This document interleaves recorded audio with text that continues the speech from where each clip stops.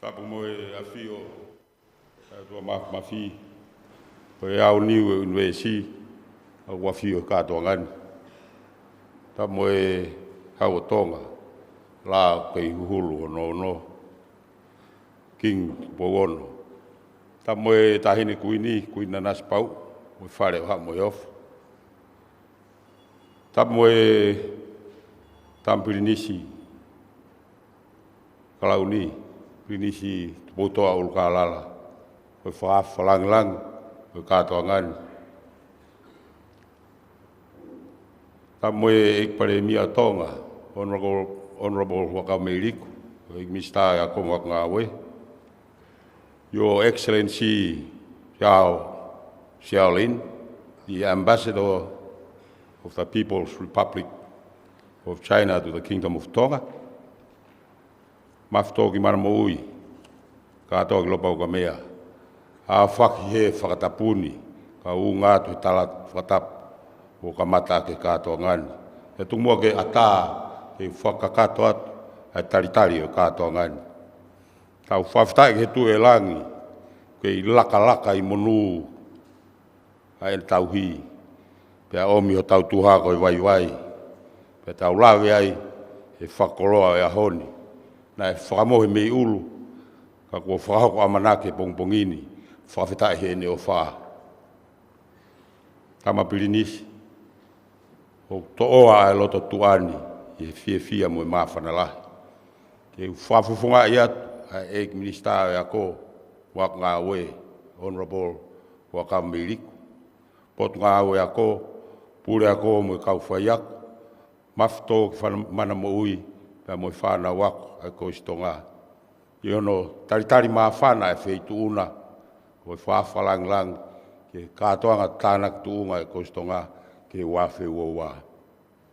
O kui kai pūri e whelo whake e ngai whatongia maho inga e wheitu una. Ka kua ke lau maari e rei, ke kau whakataha ki mautoro he katoanga e ahoni. Ke whakamaho inga e lava mea, e mo i kuna, e tuunga mātua o ako angani. O mei te aho mauloto, te mau haka he langi kua tau. Ko lau pisi eiki a Manamo'ui. Kua toulu, ai matalalanu maa ono o hai. Wai ki laini e taanga i loa. Oi awe ai maire o ku tāwani he whaa. Koe whaa koe kakala eiki, maire koe kakala ware. Ka o ka tāwani maire he whaa, pe aku ngari eiki ai maire. Kua fie eiki ai maire.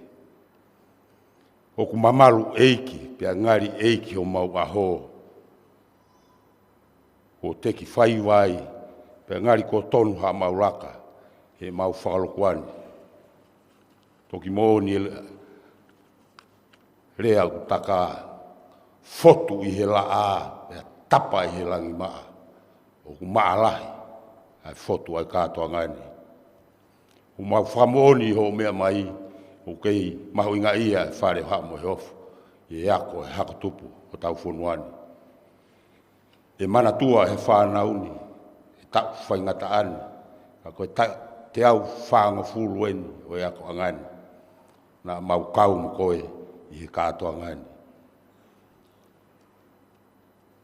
Your Excellency Xiao Lin, I hereby extend our heartfelt welcome and gratitude and appreciation to you and the government of China for your ongoing support to the educational development of our students.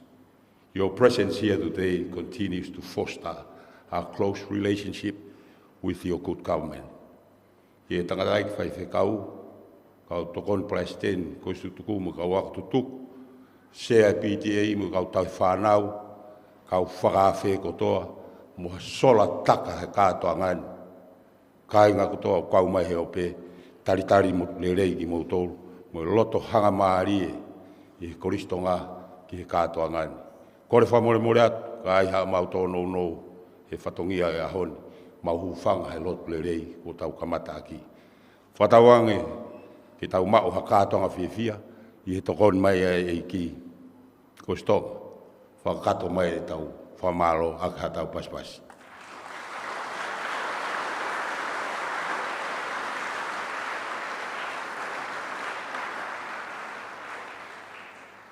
Koe moto ia e mau whakapapa whawhalanglang.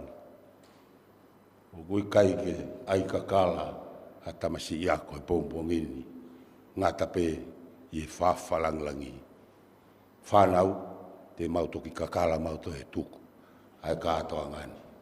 Lewa marangau tau atu.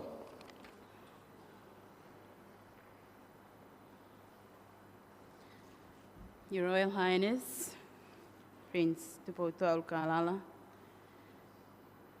Your Excellency, Chao Xiaolin, the Ambassador for the People's Republic of China, Honorable Prime Minister, Honorable Huakawa Meliku, may I please ask that I use both our languages because of our foreign dignitaries who are in the house today. So I will be talking in Tongan now and again, and then in English, just because of our other guests who are here with us this morning. The next item that is on our program this morning is the school annual report, which will be presented by the school principal, Mr. Sekonaia Tuipulotu. Pe whawhi he taimini e pule ako o e Kolisi, Sekonaia Tuipulotu ke ne whakahoko atu, ai whamatala whatao e ako. Malo.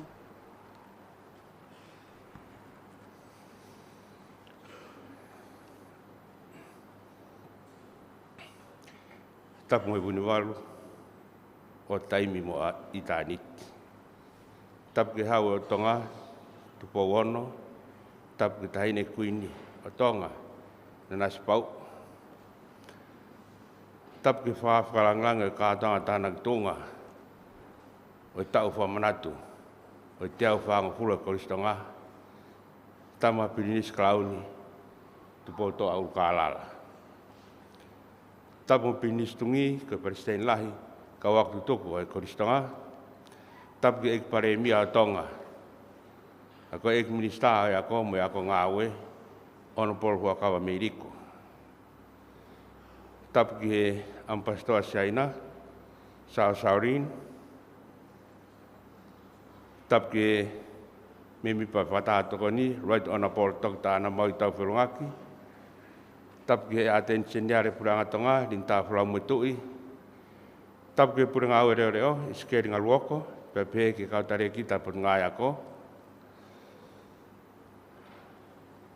Tapu kau tuan Presiden, kau taha ako tutuku, Kolisi Tonga, mo hoi Kolisi tuku, tapu ki sea PTA, mo mātua tau whanau ko toa pē. Tapu ki a mawhitoa ki Manamo'ui, kātoa ki lopau ka mea, mo haa mtāpure. O kou whakamalu-malu he tau tapu e whanua, kai hao hake he ho mou matua, se wāniti ke whakahoko atu, a ripoti o tau whakako o wāwhi ua wā. Tau whakawhitai pia whakawhitai ki o tua mawhi, he taki whanonga hao, mā ki tau toro, he tau whainga taani. Koe tau nei punai, ai a whi i hunga Tonga, mo hunga haapai. Kai pehe ki he mahak whakaua whamamai lahi koia, koe kowi tāhi wā. Ai a koe ne kāto ia mamani, pia tu teki ai a Tongani. Kana e whai pia hono silai, me he laione o Tonga, ka koe ulak whaa. O hapai, o momoi hake, hono whanua ki olunga, koe malu anga ia o Tonga. Whai ai au hulu, he tau a herenga lu, matua ia i hono pou mama, koe mate matonga.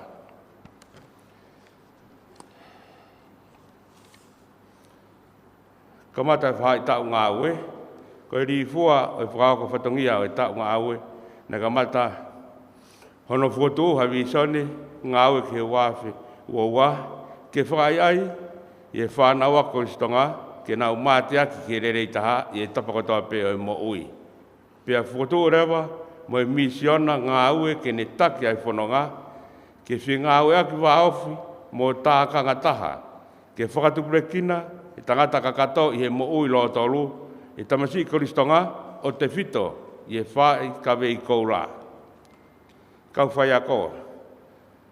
Nā kamata whai tau ako, o e tau anoa ua i aho tolongfuru mātaha o Sanuari, aki ai kau ngau e toko hiwango furu. Koe kau whai ako e toko waru noa, kau ngau e ofa toko tolu, me pure anga saina, me kau ngau e tokoni e toko fitu. Nei ai pia ngā hi whia mau i viri e potu ngā ue o makatunga, i hei kai ke toi, i ai ha whong taha i ako anga, pia pau ai ke hiki atu ai nihi. Ke nau tokoni, ke ngā hi apia ko loto, ko ia ai pure anga. Nei maroro atu ai pure whaama e Kolisi, se petu waka meilalo, i he tuunga whakamo'ui lelei. Whanau ako. Nei whotu mai, ai whanau ako e ako anga, ake ai whanau whakarukufua e toko tahawhe mā tātaha. Koe ahoni, koe whanau ako whakatoa e toko hiwangi au hiwango fulu mātolu e tutuku aki he Kolisi tonga.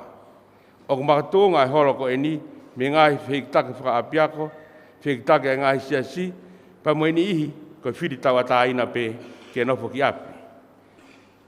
Ngā ue whakaloki ako. Nei wahe e whanau ako, ke ngahi re wolo ke kehe e whitu. O kamata pe mi he re wolo ua, ke re wolo whitu. Pea pe foki ke kalasi teknikare. Koe ngahi polokalama ako ke whanau, o ke ianga maheni pe, me ngahi tau ko tau situ a mi ai. Koe ola e si whakapureanga.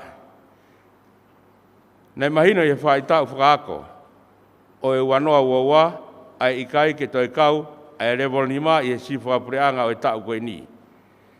Kai kamata pe, i e revol ono, mo e revol fitu. Koe ola e sivi o e wawhi ua taha. I e Tonga School Certificate, nei lawa e pesete wanoa, Tonga Form 6 Certificate, lawa e pesete tolu, Tonga National Form 7, nei pesete whanga fulu māua. Whanau sivi ki he wanoa ua.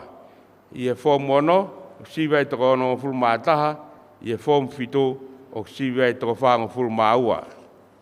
Ako no whamau ai Kolisi, nei toki whakahoko pe i aho wahiwa ako si, ai ako no whamau. Pe te whito pe i he form 1 mo i whitu, ke tokoni, ke teu sivi o unau hanganaki ai. Ngai proklama ako ki tua, lotu. Nei hoko maa whana atu pe, ai lava mai, ai kau whakafofonga, o i ngai siasi, o whakahoko ai hoa lotu, whakawike o i api ako. Pe, ke ngahi pongpong moni te, pe mo ngahi o wau makehe pe, o whakahoko mai ke Kolisini, ko e spoti. Makatunga me COVID tahiwa, nei toloi kotoa e ngai spoti aterita, o ta tau pe i he whakaloto api ako, pe mo e whiauhi whaka api ako. Aka puru. Tup me ta whakamamai lahi, nei kei hokohoka tu ai pe, ai toloi, ai whiauhi aka puru. Ka, nei kei monoia pe ako anga, he nei kei whai pe e whia mau, me pureanga se apani ha kau wa inga. Aka pulu, ai Koristonga. Neongo koe more eni, ki a ko lolotonga, ka, koe whakoloa ia, ke ngai tare nitu e whanau, pia mohonau ngai ka au. Nei lawa pe o whakahoko, ai sport whawhare, aka pulu, volipolo, pia moe soka, ai a ko. O whatu lewa, ke kei hoko lelei atu pe, ai teke e tare nit spoti, ai whanau ako, tau te whito ki aka pulu, hange ko ia, o mau whainga maari ai toko honga fulu mātaha ki siapani i e tauni. Ko hiwa, o lelelei pe e ngai polokalama hiwa e Kolisi, i e aho tūsite, mo e tua pulelulu o wiko toa pe, teu, ke ngai polokalama ke kehe ai ako. Ifi ai Kolisi, ke i lau maari lei pe ai palasa e ko anga, neongo ko toi si pe ai ngai mea ifi, o kei ao ngā. Lahi pe ngai whatongia, kawat kai i palasa ai Kolisi, ke whaakato, whakapotunga o eako, whakurisi toko, pe ke ngā whatongia pe o eako rotonga. Ngau e Kolisi, kei tū pēa tōkanga mohono whatongia whakatautalu, ki e wharekai ai Kolisi. O kei hoko at pē, ai lelelei ai ngau ai Kolisi, ke ne lawa o whakato ai whatongia i e ngai hoa mau mea takoni. Wharekai ai Kolisi, kei hoko pē hono kei hoko lelei pē, hono teuteu i he pure kuki, ai ngahi mea takoni whiunga ke mau mea takoni me ai ai whānau a kokotoa. Kaua ahi ke Kolisi, Rorotonga e whanonga anga e mahaki whakaauha e COVID tahiwa, nei pauai, ke ahi mai ai kau ofisa maolunga, me potunga e ako, kau ai mo potunga e mo ui, ke whakapapaui, ai tuunga malu, mo hao, ai api ako, ke whanau ako. Koe aho e ako, nei whamawhana pito, ai aho e ako, i aho wahiwa o katopa, o e tau koe ni. Koe hoko sia ia, o e tau te au whanoa e ako anga, neongo, e toi kātonga i kotoa, ki e wanoa ua tolu. Whamaro. Whamaro ke ek pare mia o tonga, ka koe minista ako, mo ako ngā ue, ono polo hua kawa me iriku, ngai tokoni, ngai poupou, e tataki, e omi, ke api ako, Rorotonga e whai tau whakaako, ko tau whakaosi, ko ini. Whamaro ke pure ngā ue, maroro, ai potu ngā ue, to ke tā tankina moi stin, kai pē ke si au reo reo. Iskeri ngā ruoko, e ngahi tokoni whakawhai ako, mo e nau ako, ki ono teui, o e whānau, o e Fungnamanamo'ui. Whamaro ki he sea e PTA, sione ngāke tafuna, mo e komiti ngā ue, e ngahi tokoni kotoa pē, ki ako ke whakakato, ai ngahi whemau viviri, ki loki ako, ma a takai ako, whiunga, ke lawa whakahoko lelea e ako, o au pē, ki e tokoni, ki ono whakapaanga, ai ngahi pare, o e tāna ki tuunga. Whamaro ke President Lahi, e Kolisi tuku, tama ko pinis tungi, pe mo e ne komiti ngā ue, mo e Kolisi tuku kotoa pē. Whamaro ke ngai kau ngā mea e api ako, sea e kau taha pure ako, e kau pure ako e Kolisi apu au, pe pehe ke skeritari lahi e sias ue siriana, ka koe pure ako Kolisi kotupou, pure ako e ako maalunga tonga, me ngahi pure ako kotoa pē, i he o tongani. I e whakakato e ngai whatongia o e api akoni, i he wāwhi ua. Whamaro ke kau ngau e Kolisi, he whotua e tau mua pia whai hono whanonga. Pia tau mana ki haola o kurerei he tau wanoa ua. Whamaro ke kau tokoni pure ako, hongo tiu talahi. Me kau whai ako pure whama, pure kuki, kalake mo e whakauri, ai ako, malo e ngau e lahi.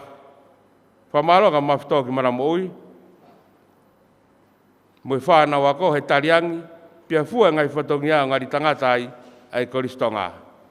Whamaro makehe ki ngai hoa o whaanga, o kau ngau e kau ngau e, puri homo fofonga, kai o mai homo ma, ke whakato aki ai whatongia Kolisi tonga, malo e ngau e. Whamore, na kua tau hataha i whamaro, tuwe mua ke tai ha mai, ke te whakato atu e whamaro, he koia pēa e kakato. Koi whamore atu, ka iaha tono unou e fua whatongia o tau, wanoa ua, koi tono unou ia e motuani, e kai ke tuku halelei, e taha ka au whakahoko, ak pē ai kotoa. Whawhalanglangi, tawangi kotoa pē, ke tau mau ai Krismasi o i whiawhia, pia mo e tau whou o kwhonu he monu ia. Whapapatu, tua whatu.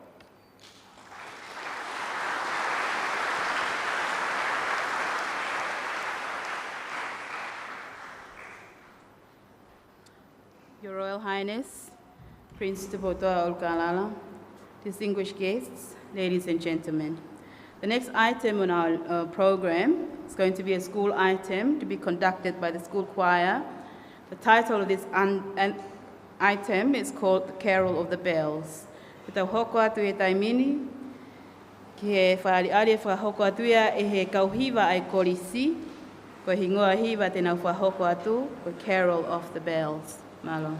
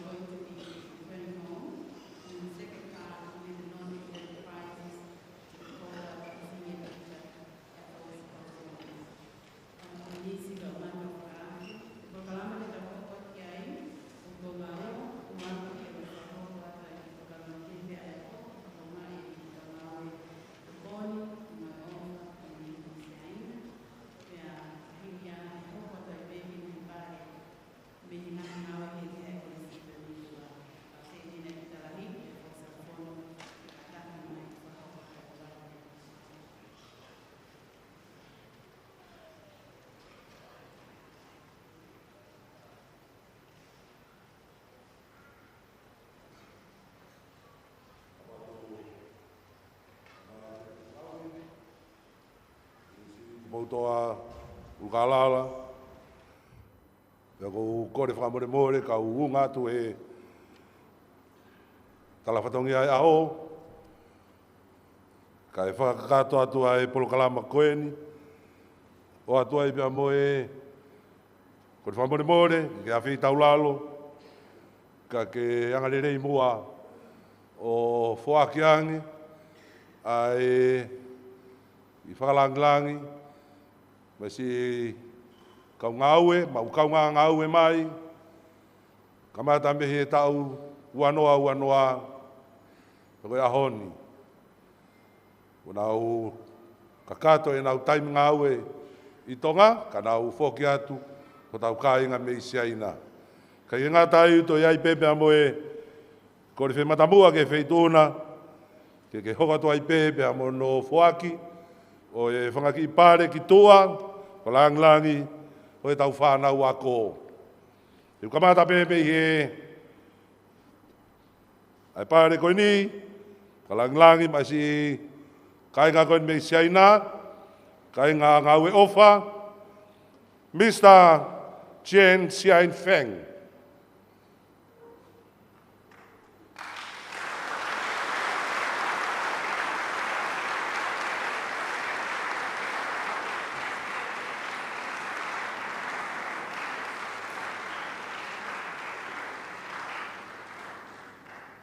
Mr.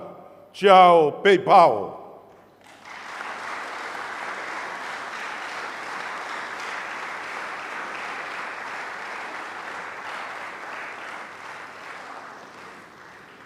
Mrs. Ren Aichi.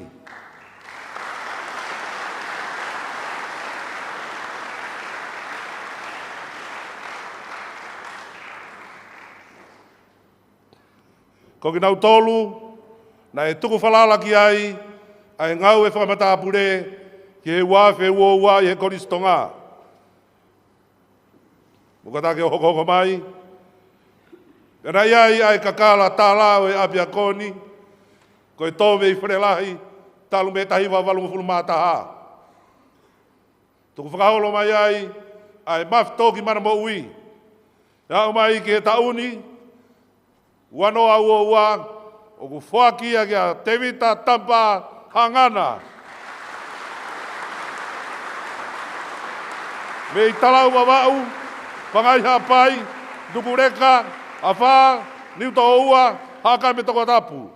Ko e whakalanglangi koe ni wange ki ai trophy, ko e kes panga tahafe, whaki he kau haka tutuku me Kolisi ko tupou, o kuriloa ko e Ocean Blue, ex-student of New Zealand and Tonga, ke kei pātoloa ki ai pē, ai wā whetauia ki ai nofo merino, moi wāre rei ai ongo api a koni.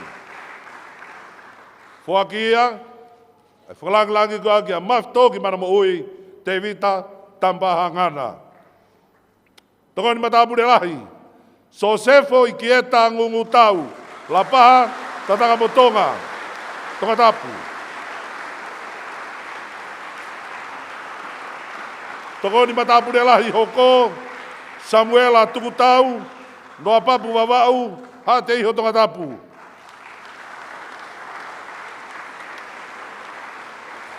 Hoko ki ai, Sione, Evangelio ki ai sake tahafe, pe tani eua, hawa katolo Tonga tapu. Hoko sio saia, tui ki hanai maafu afungia. Hoko, sio eri rei ataua, whewareaki, ha te iho matahau Tonga tapu. Hoko heksou fifita, mataika wawau, kolowai, nuku Tonga tapu. Hoko, heki siofris hake ai, me i hatafu Tonga tapu.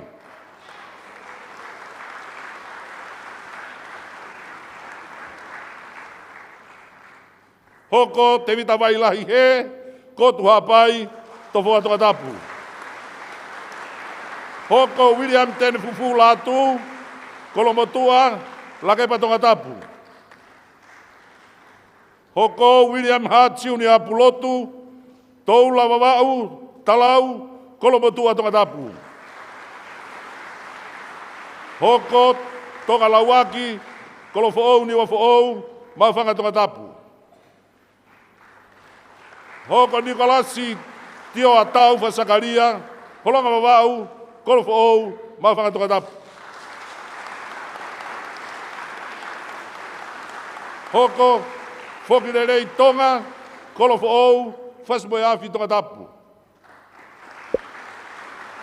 Hoko, whauwe avuki, ha whewa ha pai, holonga mataika wawau, a tonga tapu.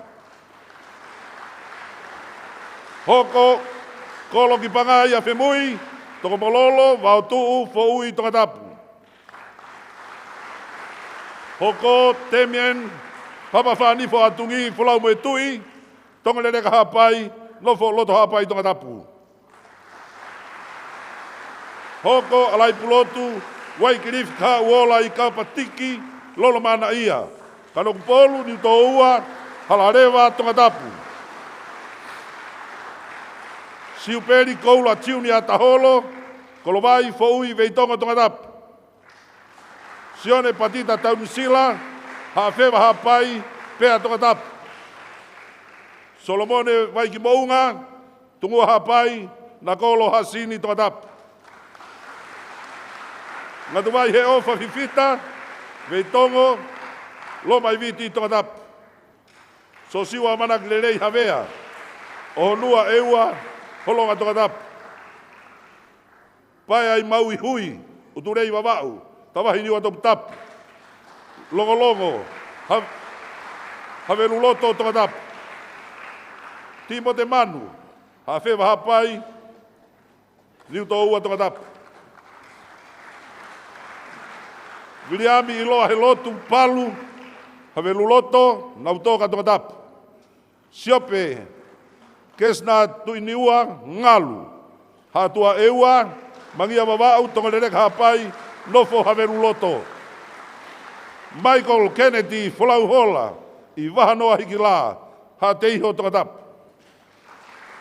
Tu aika manatu ofa he lotu ki pēteri kau fusi, nau toka, nugureka, manuka tonga tapu. Liami afe mui lerea, lapaha tonga tapu. Kai hau hakau motu, nuku tonga tapu. Liami makawhana folau hola, i vai ola tō pui, mango hapai mataika tonga tapu.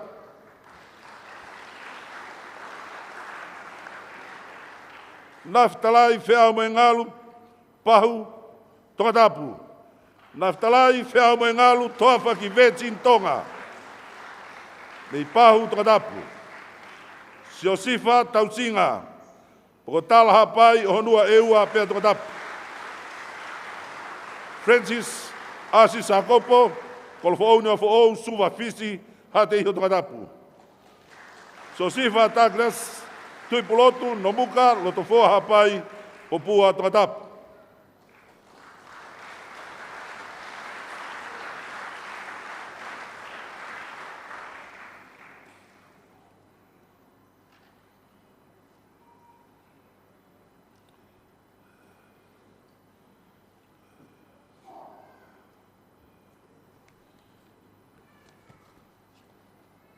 Siosifa,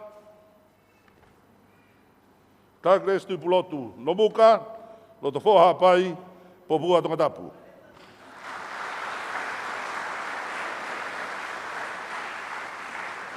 Koki nau tolu eni, nai whiri mei he, fom ni maa ke nau hoko, koe kau matapure tokoni, e vai taimi. U teu wai ai whanau fo monu me fom fitu, ki he CV. Te koe kau sub-prefects. Sione nau Quinzel, lapaha, tonga tapu. E nesi, manatu ofa ki mala e kula, Pacific Tonga. Mai le taha, kolofo ou, kolomatua tonga tapu.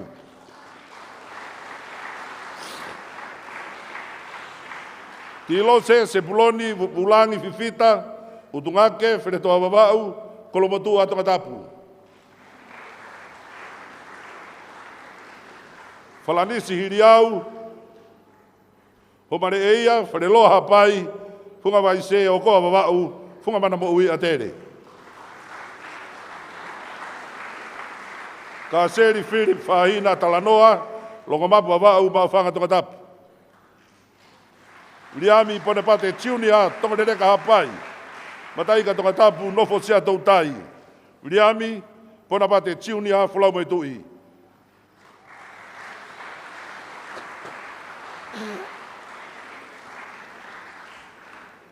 Soane Maria, tutu he loloto, tō wha pensoni. Uturei wawau, la paha, whanga pilo ne mutu katap. La tuila Tonga, vai tō i whanga alo veikune, longa mapu wawau, whasi utulau tu katap.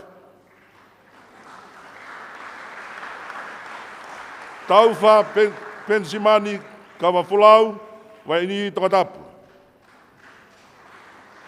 Tēni olo mo ui he lotu a whemui, toko mololo, fo ui tonga tapu. Sione hafoka tiunia, malamala, tofoa, tonga tapu. Tuarea puna, wharekaono, la paha, tonga tapu. Lufa, Rachel, klani uval, foliaki, lapu aho, fua motu, vaini tonga tapu. Vilisoni, mateaki he lotu telefoni vaini. Samsoni, Manu, Morimori, Kahoua. Manase, Naluhito, Tongia, Tekiu, Tongatapu. Joseph, Arimatea Sinipata, Poafa, Magaunga, Hateiho, Tongatapu.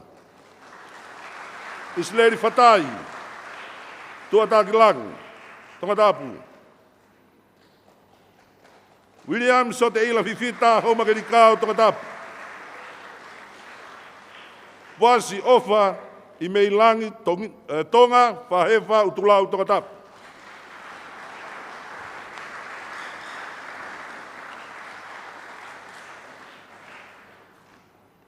Koe Kawifi. Toko taha, tuki mua he kawifi.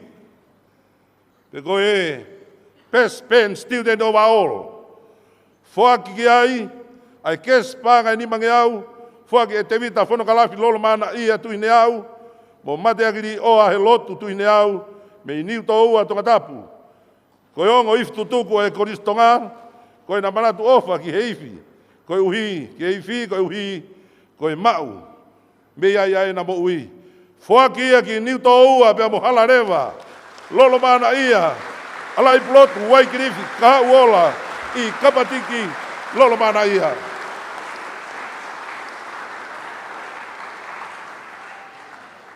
Ifi whakalakalaka. Fuaki ia. Moe panga e te au, fuaki au la pei, kolo pe aua, moe family. Fuaki ia ki longo mapu wawau. Mo fasi mo yafi, ki a veikune, latu ila, Tonga, vai toi whanga ala.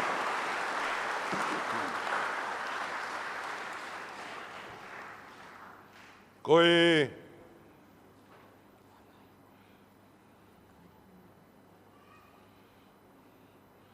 toko taha, ifi rere ieni, i he toko ua whoki e ifi, ua e ifi ko senior, pia kua e ifi ko junior. Eko toko taha rere taha ke senior, pia ko ifi ko e tamei ki lalahi, o ku whoaki ia, moe moe kesi panga e te au, whoaki, e reti, fifita, horeva. Whoaki ia, ki holonga wawau, mawhanga tonga tapu, ki a Sakaria, Nikolasi, tio a tauwha, Sakaria.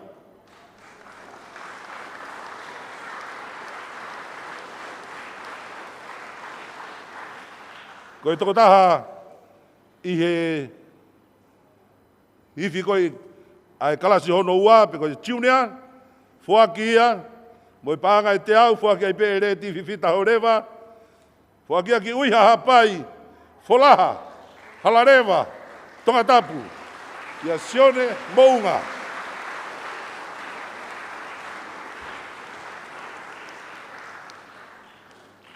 Toko naka, toko taha, taha nafa rei taha.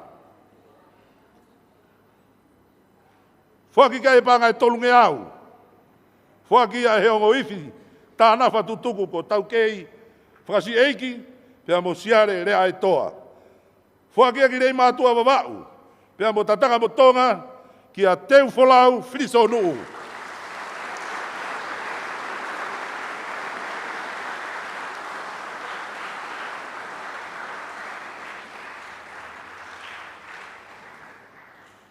Pesquaia, whahiwa rei, kontakta.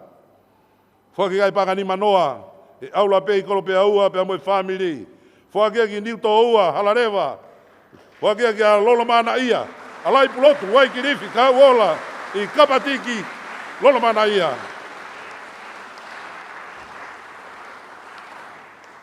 Best technician. Whaki ki aia e kespa ngai wangi au, aula pei, moe family. Whaki ki la paha, ki a Williami i rerea. Toko taha, tokanga i ngahi ngā ue, whaka teknolosia ki hembe aifi.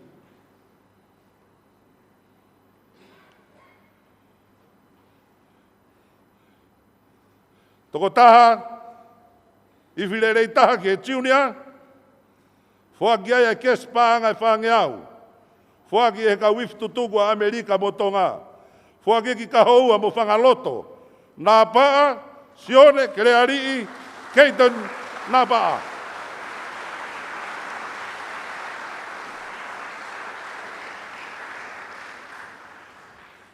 Toko taha, pesko i he kauhai. Kauifi ai pe whakai panga uange au. E he kauifi tutuku ai pe Amerika mo Tonga. Whaki ki mounga one hapai. Tataka mo Tonga, mo houmake ni kao. Whaki ki a loseri anau.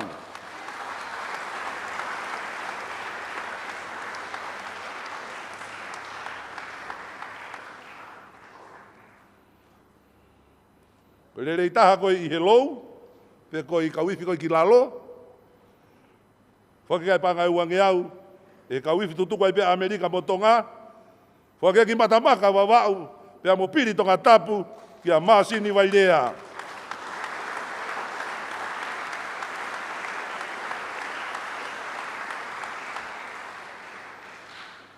Tāna wharerei taha i hei whena mai ki lalahi, ange ki ai pāngai te au, whake so se whaoto, whaki hala rewa hapai, mea mo pēa tonga tapu, pita whinau tausila.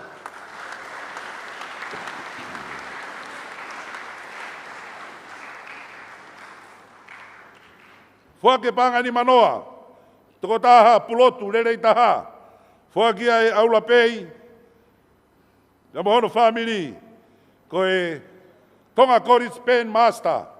Whaki ki o koa, moholonga mawau, kolofo ou, tonga tapu. Sakaria, Nikolasi, Tioa, Taufa, Sakaria.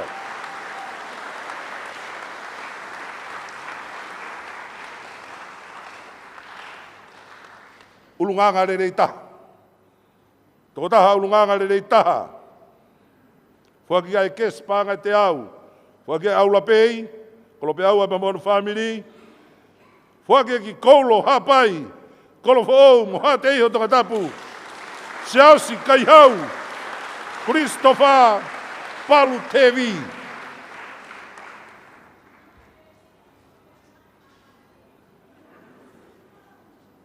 Best choir student. Whake ai pangani manoa, whake ai pe aula pei, mono ki family, whake ai ki longolongo tonga tapu, toke i moana rino.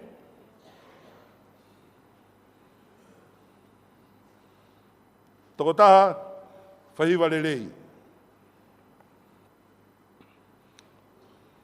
O gaia e toko wha,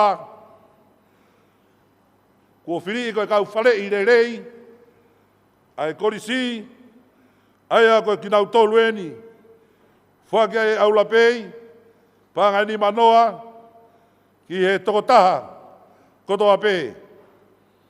Ulua ki, alai pulotu lolomana ia, niuto ua halarewa. Ua, Nikolasi Sakaria, o koa, holonga wawau mo kolfo ou tonga tapu. Tolu, te vita moritika tiuni a whatai, hawere loto tonga tapu. Wha, tua meri e te vita waia, me i houma tonga tapu.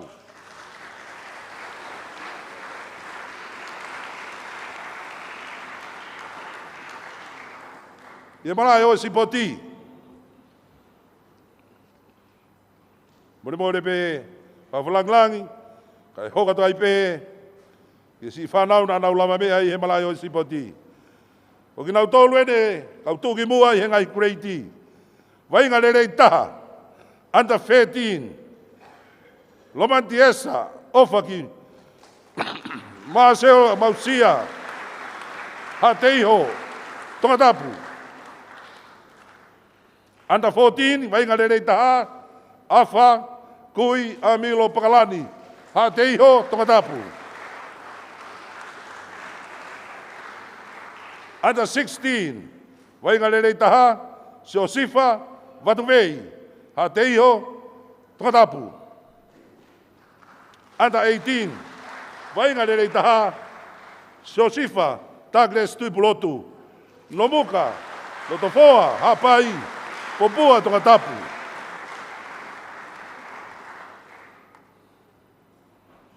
Tokotaha wainga kapuru rerei taha.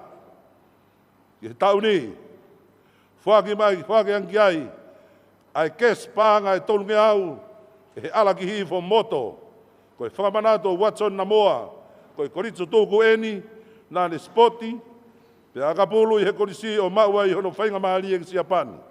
Pe koe ne kautaha eni, unau whaia e whaki ko eni, kono whakamanatu.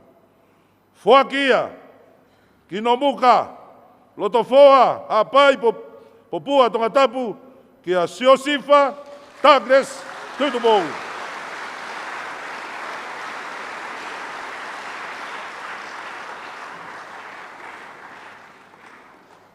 Siosifa, tagres, tuipulotu. Malai o voripolo. Voripolo, ko tiunia. Wainga lerei taha, tāki mo ea karire, me i kahoua, tongatapu. Sinia, ko sinia, fuakia ke wainga lerei taha, kia soeri wheware aki, ha te iho, tongatapu.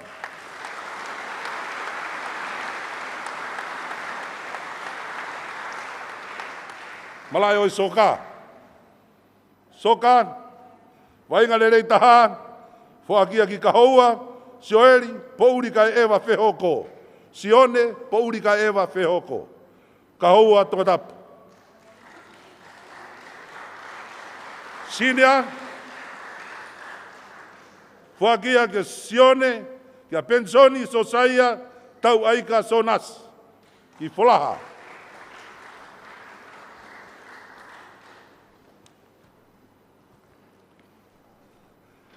Ngai pare ni mei tōkanga, koe ngai ngau e kekehe o i Kolisi. Toko taha ngau e mālohi mo ngau e lelei taha ki tōkanga i he revolo. Kaureka ki lalo, o whuakia ki uturei wawau la paha, whanga pilo revu, ki a pensoni, soane, Maria tutu, heloloto tofa mamao.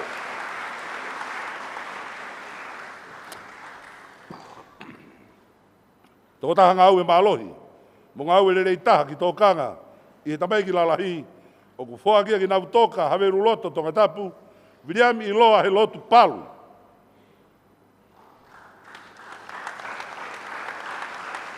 Toko taha taki ngau e lerei taha ki tōkanga, i he whanau i iki, whoakia ki lapaha, ki a sione nau kunsel. Toko taha taki ngau e lerei taha ki tōkanga, i he tamai ki lalahi, o ku whoakia ki tataka motonga tonga tapu ki a so sefo i ki e tā ngungu tau.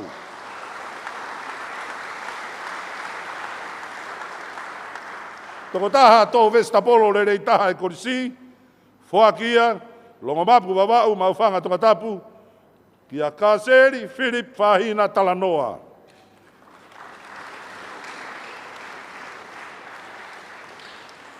Toko taha tō Vestapolo lerei taha i he project, tō Vestapolo e kau ngau e tokoni me siaina, o ku whoakia, ki a Charles ha Flauhola, wha o siurai, fifita, mei nukunuku, pia mo e kes pāngai wange au, e kau ngau e ofa me siaina.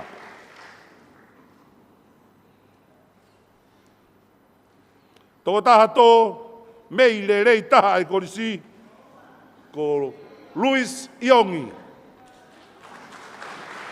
Mei nukunuku, Foaki kia ipa moe panga uange au. E sione tupe whakakovi kai tau pia moe family. Toko taha tō niu le rei taha e Kolisi. Foaki kia ipa moe panga uange au. E sione tupe whakakovi kai tau pia moe family. O foaki ki houma kia Miss Mayor 10 Hefa Faiva.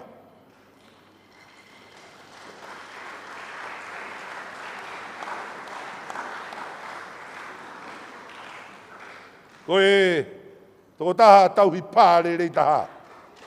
Cash prize pāngai te au.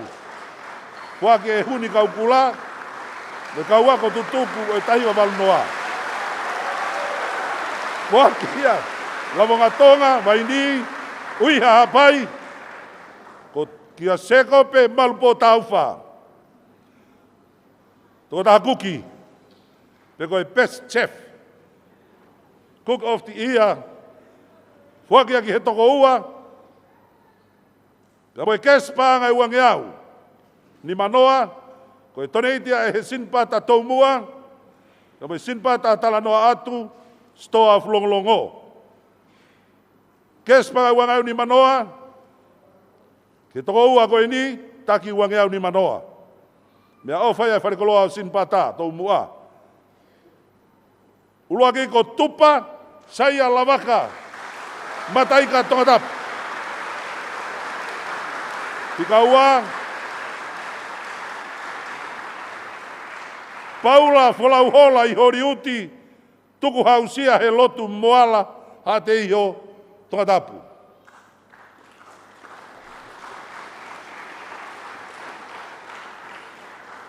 Whare mohe. Fuaki, i he tokotaha, matabure re taha ki whare mohe. Pāngai te au, fuakia he huni kaukula. Me kau wako tutuko e tai walonoa. Fuakia, i no papu wawau, ha te iho tongatapu, Samuela tuku afu.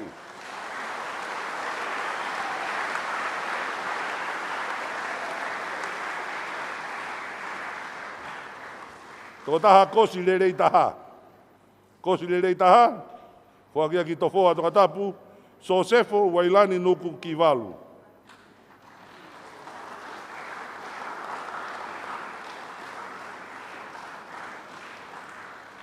Toko taha ulunganga le rei taha, i he tiuni a revol.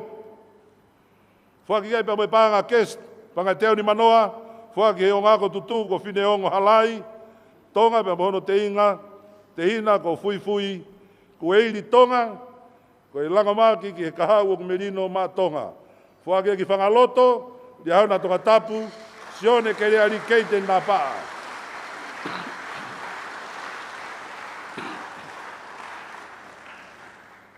Toko taha ulunganga le rei taha. I tamai ki lalahi. Pea moe pāngai teo ni manoa. Whokai pehe o ngako tutuko sione whine anganofo. Ko whine ongo halai tonga. Pea mo te hina ko fui fui koe iri tonga. Ko e lango maki ai pehe ki he kahau o merino ma tonga. Fuakia, hatua eua, mangia wawau, tonga le reka hapai, nofo hawe loto. O kesina sione, siope kesina tuini ua ngalu.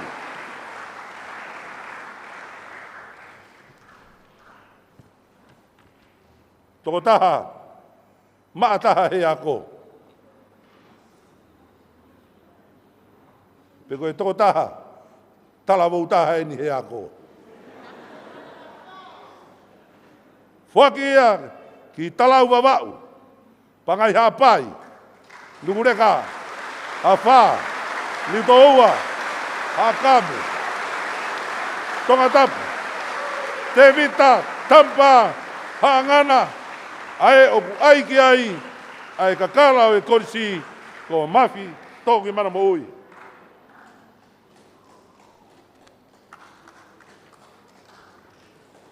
Amalo atu, a whalanglang, ko e lawa ia o e pare mawahe, ae tanak tuunga ki he wafe, Maua, malo.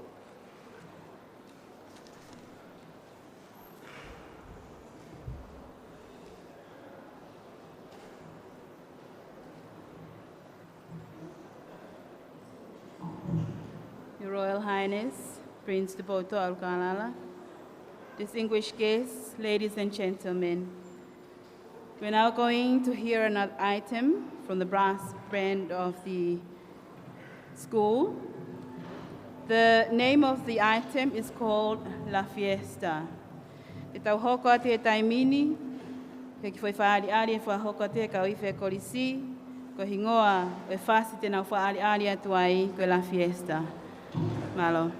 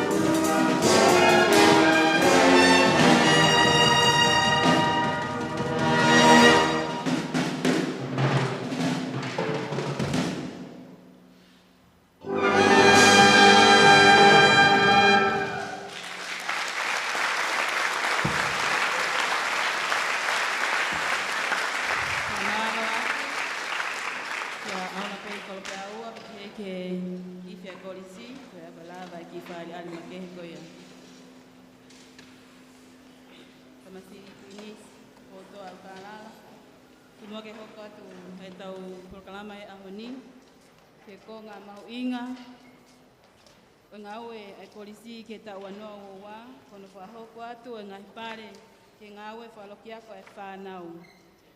Ai a kuhenia e ngotokon pule, Solomone le moto, pe mo Solomone Tavalea, ke na whahoko atu, a ngahi pare, pe me he kalasi teknikare, o hawai pe ke tau whanau i mainstream, pe formua, wa ki he form nima. E kore heni, ki a Solomone le moto, ke ne kataki mai whahoko atu, a ngahi pare ke ngawe wharoki ako, a kalasi teknikare, pe mo formua. Malo.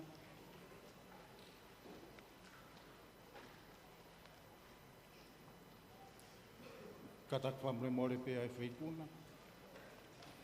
Kaki anga lere ange mua, ke whaki ange a he ngai pāle, e wā teknikare pa mo form 2. I he tawhaki, e teknikare, wai a e tawhaki e whā, ai ke uruaki, ke horticulture. O ku whaki ki he toko ua, ai pāle ko ni, taki pāanga e ni mangeau, whaki he kautaha Pila Farming and Fishing Limited, pea moe wausia panga te au, whaki e tanela maitohi, pa moe kautaha maitohi enterprise. Whaki e ki a Williami, makawhana, pulau hola i Waiola, tō pui, mangaru hatai, tō puatana tapu.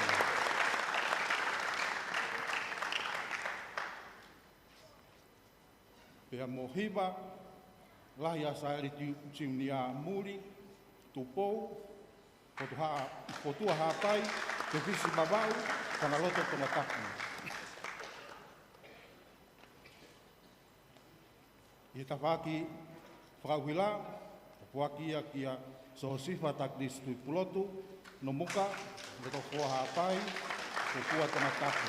Wausia pangai te au, vai tohi o Naplais, ka mui panga te au, ai talanoa electrical service. Ouna ki ai ko pensoni talanoa ta aukua. Kosu tuku, ta hiwa no hiwa, ta hiwhit wha. I he automotivi, o ku whakia ki a Taniela, lo vai lolo, kolo maire eua, pea tamataku. Wausia pāngai, te au ni he Taniela vaitohi, ka mo vaitohi e Naplais.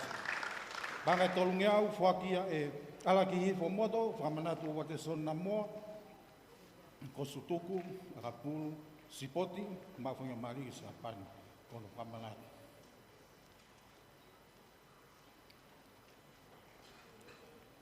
I he tawaki carpentry, whakia ki a Francis Asisi sa kopo. Ko whaungi a whau, suwa whiti, no poha te he tamatapu, wausia pangai te au, whaki he maitohi and upwise.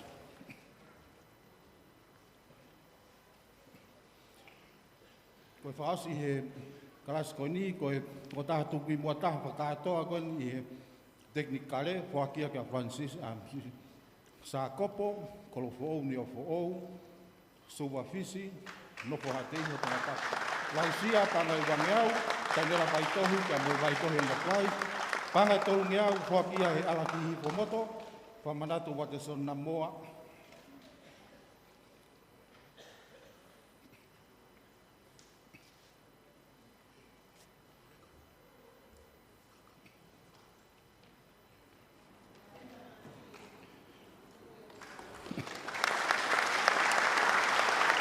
Ka hoko tō pē ki he level form 2, i he ngahi le soni, ko Englisi, whakia ki a Isaac Ray Halalilo, makawe wabau, se tolo wasingatoni, ka mohasini.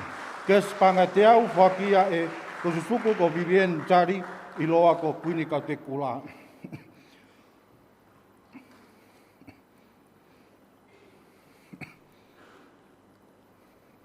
I e ure soni koe ni, o ku whakia ki he tokotaha.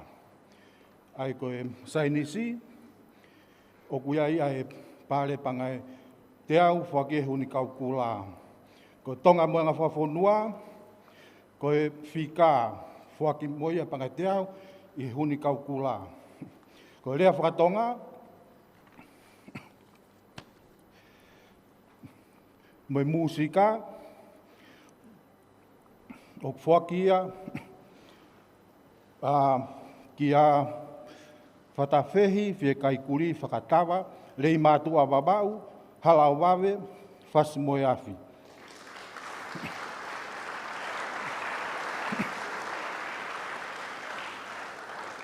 Toi ai pepa moe panga e wange au, whaki a he kosutuku, Fungnamanamo'ui go Welinga Toni, Palestini, ko tahape kau kosumua, Stephen Langi, ki he Creative Technology. Ko e whakaosi, ko e Movement and Fitness, whakia kia mamaloa lou maile palu me hape loto tonga tapu.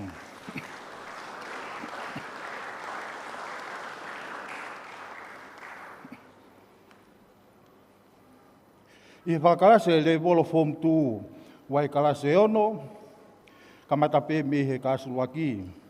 Ko e wā malolo a tonga tiunea i inia, mauwhanga tonga tapu.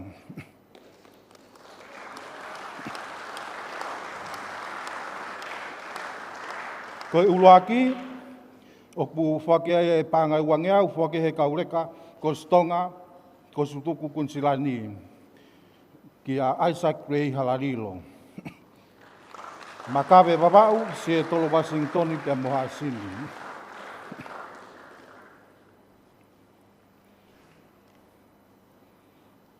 Ka soko ko tu ai, ko i wā, Joten Kolisi ni apureanga,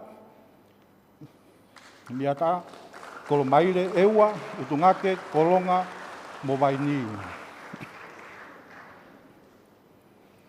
Uluaki he tu ai, whakia ki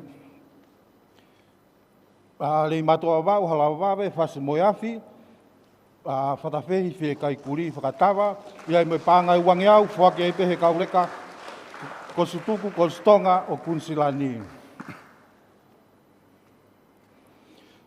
Kasoko tu tei, ko i wā, te vita ani seko palaumesi si o siua tui tupou, nuku ho makelikao tonga tapu. Ko i uraki, i he kasko ni, te vita kawa, e fiafi leone, where mea hapai la paha tonga tapu.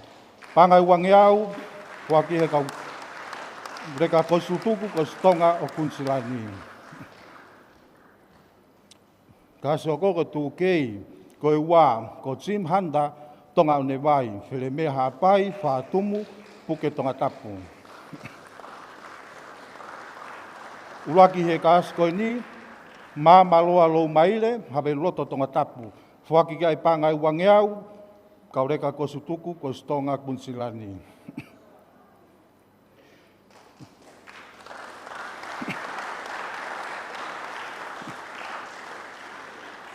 Klasi hoko ko tu ela.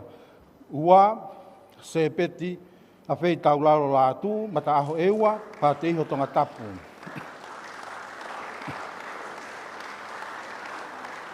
Koe kapteni e kaskoni ko tele mai alangi, nuku reka. Whaki kai pāngai wangeau, kau reka ko sutuku, ko stonga kunsilani. Kas whausi, ko tu ema, koe ua, whangpō ke lotu aho kawa, tua tākilangi tonga tapu. Koe kapteni he kaskoni ko Samson Tonga, Houma, hatiho tonga tapu, whaki ai pāngai wangeau, ko sutuku, ko stonga, kaureka kunsilani.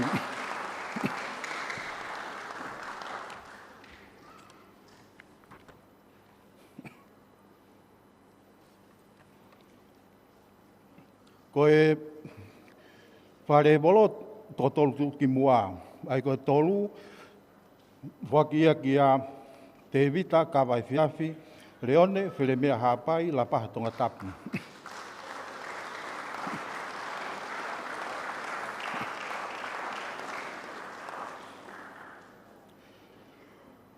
Koe ua, Isaac Ray Halalilo, makawe wawau, se tolu wasingatoni, pia mohasini.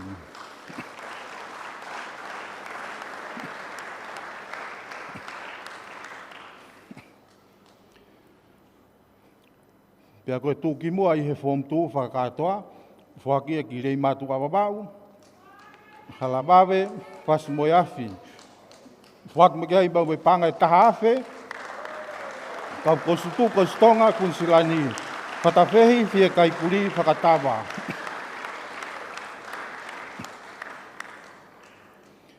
Ko whakausi, ko e potaha ako whakalakataha e form 2, whakia ki a whangpō i ke lotu ahokawa, tua tā ki langi.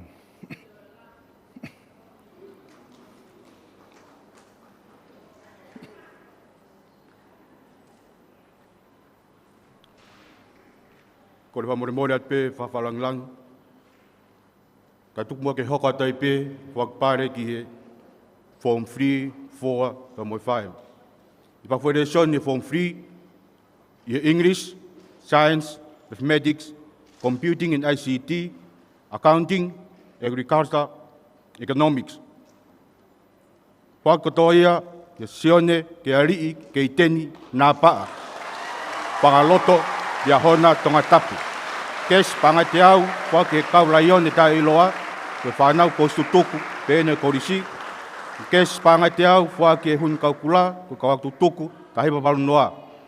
Kes panga te au, kwa ke hun kaukula, ke kawaktu tuku, ta hipa palu noa.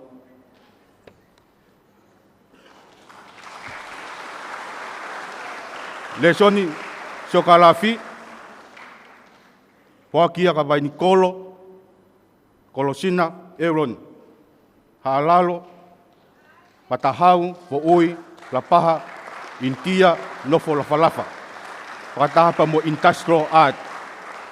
Kes pangai wangiau, donated pa klub ko Stutuku, Fungnamanamo'ui, with ton Nusila, Palestini, Kotaha, Kolismua, Steveni, Mailangi. Yerea whakatonga, Mereson musika, Whakia ka Wilson Lerea, Lapaha, Tonga Tapu.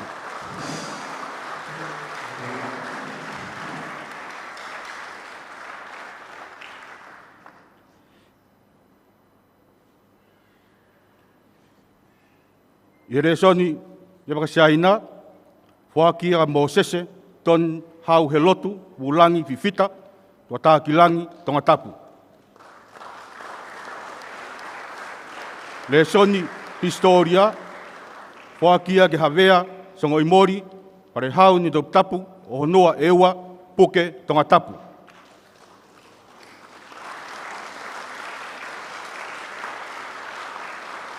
I resoni, lea whakasia pani, whakia ke Solomone, mau gotofa, tau whelungaki, le moto, koloa, tonde kipare, vavau, ha teio, tonga tapu.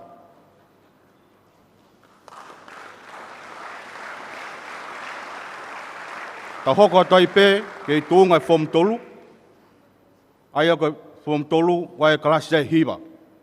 Te ui at pe, tako atu ki mua. Ye free aids, koe ua. Awe eka te vita, whanua he lotu, po uri, puke, tonga tapu. Koe uraki. Awe eka ke Kolosina, Aaron, vai Nikolo. Haalalo, Matahau, Ho'ui, Lapaha, Intia, Nofo, Lafalafa, Tonga Tapu. Form 3I. Koe ua, abe unaloto ki Vaiola, Afa Fono, Manu, Nofo Kolofo'ou, Tonga Tapu. Uraki ki Form 3I, abe ke sione ke alii, Keiten, Napaa, Pangaloto, Iahona, Tonga Tapu. Form 3J,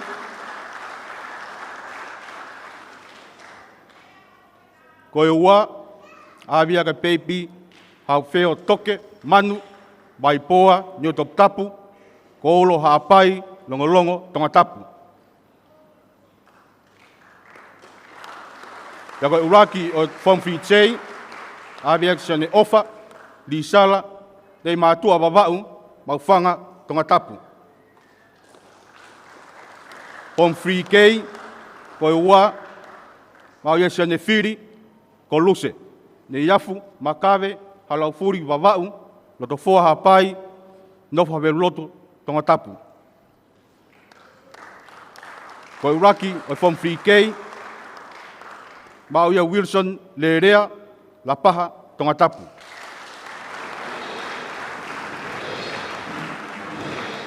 From 3L, Koewa, Siaosi, Teni, Kariopasi, Tuiwailala, Houma, Matahau, Tongatapu.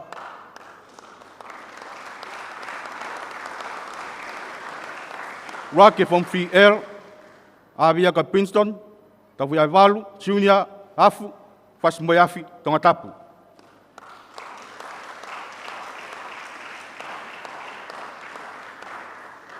From 3M,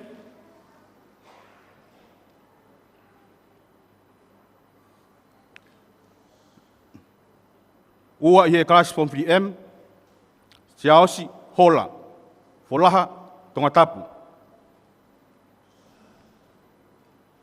Raki from 3M, Te Vita, Tunai, Wailahi, Habe Lotu, Tongatapu.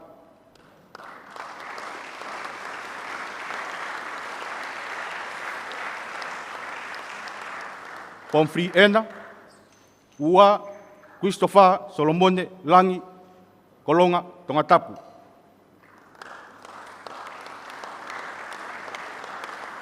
Raki from 3N, Andrew, Paya, Mayangi, Fifita, Waini, Tongatapu. From 3O, Ua, Paula, Ferekoni, Aholelei, Habe Loto, Tongatapu. Rocky, from 3O, Mauiele Sita, Paya California, Katoa, Whakawai, Waini, Tongatapu.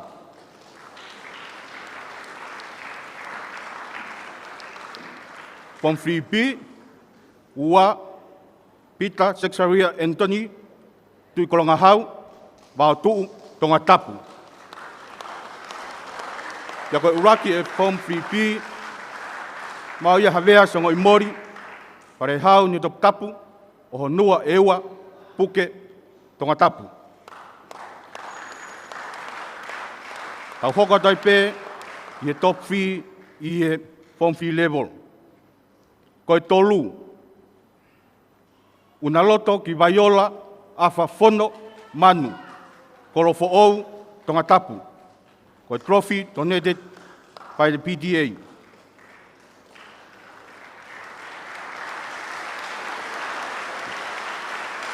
Koe ua ki form tolu, Wilson, Lerea, La Paha, Tongatapu. Kes, Pangatiau, Kwa ke Kautaha, Leiola Group Limited, from a trophy donated by the PDA.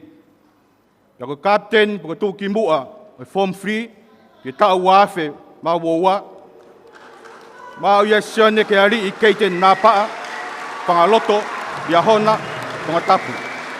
Kes, Pangai Wangeau ni Manoa, Kwa ke Kaututuku, o rive api kotoloa. Kes, Pangai ni Manoa, Kwa ke Kautaha, Leiola Group Limited.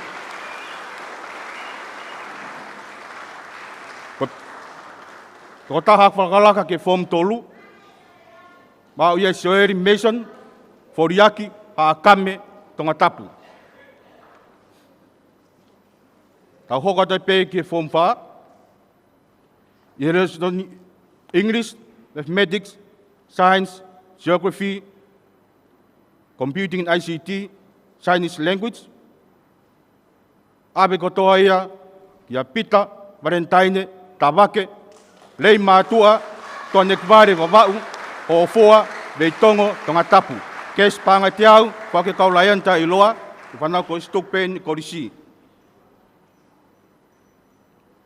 Kes Pangatiau, whake hun kaukula, ko kauwaku tuku tahi wapalu noa. Le soni lea whakatonga, le soni musika. Aveia kawenga wholau, la tū. Mata aho e ua, hihifo, ua tongo lereka, lo whanga hapai, ha teiho, Tongatapu. Whataha pa moe, le son siapani.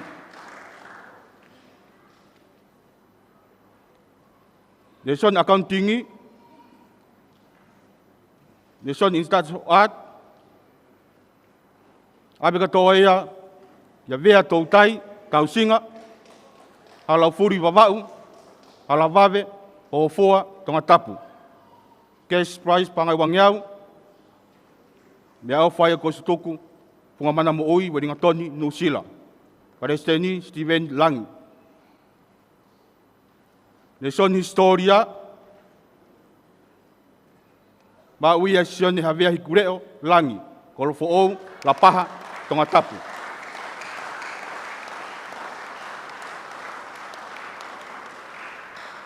Nation Economica, ma uia manufiri, honua, ewa, la paha, tofoa, tonga tapu.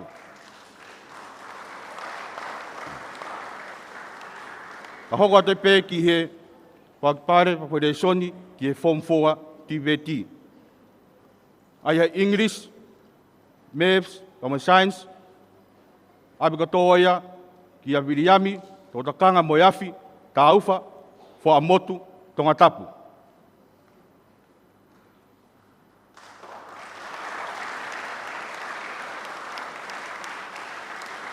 Le soni, lea whakatonga, awe ia kia masin pua, wairea, pea, tonga tapu.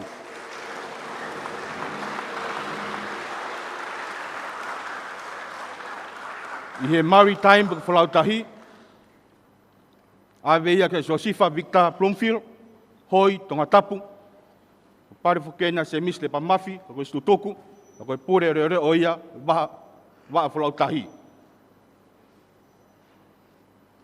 Ta hoko tai pē, ngai tuunga, i he Form 4, ak Form 4, ak e mainstream, pia moe Tibet. Kai, i Form 4 mainstream, Form 4H, koe ua. So siwa, sa teki, tupou, halau wawe, tonga tapu.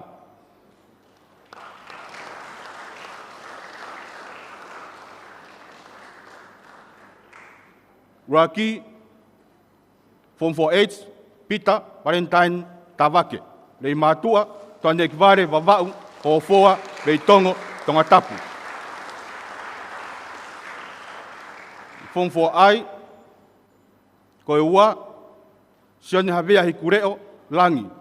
Kolofo ou, la paha, tonga tapu. Raki e Form 4I, ka veinga wholau, la tū, mata aho eua, hihifo, ua, tonga leka, lofanga hapai, ha teiho, tonga tapu. Form 4J, koe ua, vea tautai, tausinga, halau furi wawau, halau wawe, hofoa, tonga tapu. Koe raki, manufiri, honua eua, la paha, tofoa, tonga tapu. Form 4K, koe ua, le moto tongi lava, waipulu, whangapilo rebu, tonga tapu. Raki, sa teki, vea, mahe, have loto, tonga tapu. Ye Form 4 Tibet, Form 4 Ela, koe ua, keuri nau, havea, fas moiafi, tonga tapu. Raki, Form 4L, i kuna he lotu, Newtoni, tawhea, te kiu, tonga tapu. Form 4M, ua, ka iri, maake, ka nukpolu, tonga tapu. Taka uraki Form 4M, awea ka Viriami, tō takanga moe mafi, ta auwha, wha motu, tonga tapu. The top 3, ye Form 4 mainstream, koe tolu. Mau ia manufiri, o honua ewa, la paha, tofoa, tonga tapu. Trophy donated by the PDA. Koe ua, ka venga la tu, mata aho ewa, hihifo, o ua, tonga lereka, lo whanga haapai, ha teho, tonga tapu. Paka kapten, paka tūki mua, i e Form 4 mainstream, Maui e Pita, Valentine ta wake, dei mātua, tonek vare wawau, hofoa, me tongo, tonga tapu. Kes panga wanga di manoa, whaki he kau tutuku o rive, apo toloa, kes panga te di manoa, whaki kau taha, Lei Ola Group Limited, trophy donated by the PDA.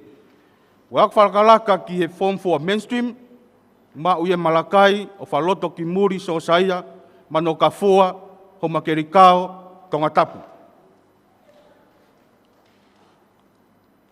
Top 3 i e Form 4 Tibet, ko tolu. Maui e ikuna he loto Newtoni, ta whea, te e kiu, tonga tapu.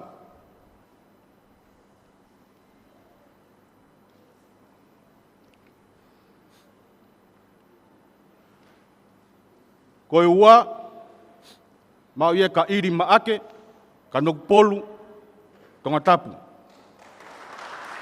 Ka koe kapteni, ki Form 4 Tibet,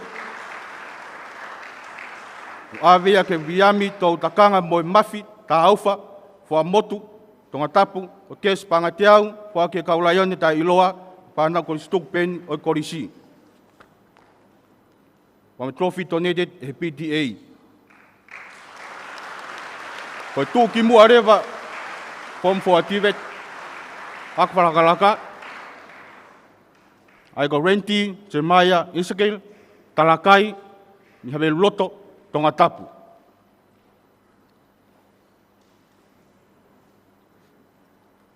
Ka hoko te pē ki he Form 5, ai ko Form 5, oku iai pē kalasi, na mahi grupo e ua, ai ko mainstream pia moe Tibet.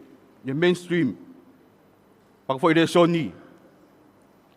I resoni Ingrisi, computing pam ICT. Ma uia ka niwa vea, ha teho, tonga tapu. Kes panga te au, wha ke kaulaione ta iloa, we whanau ko sutuku pēni ai Kolisi.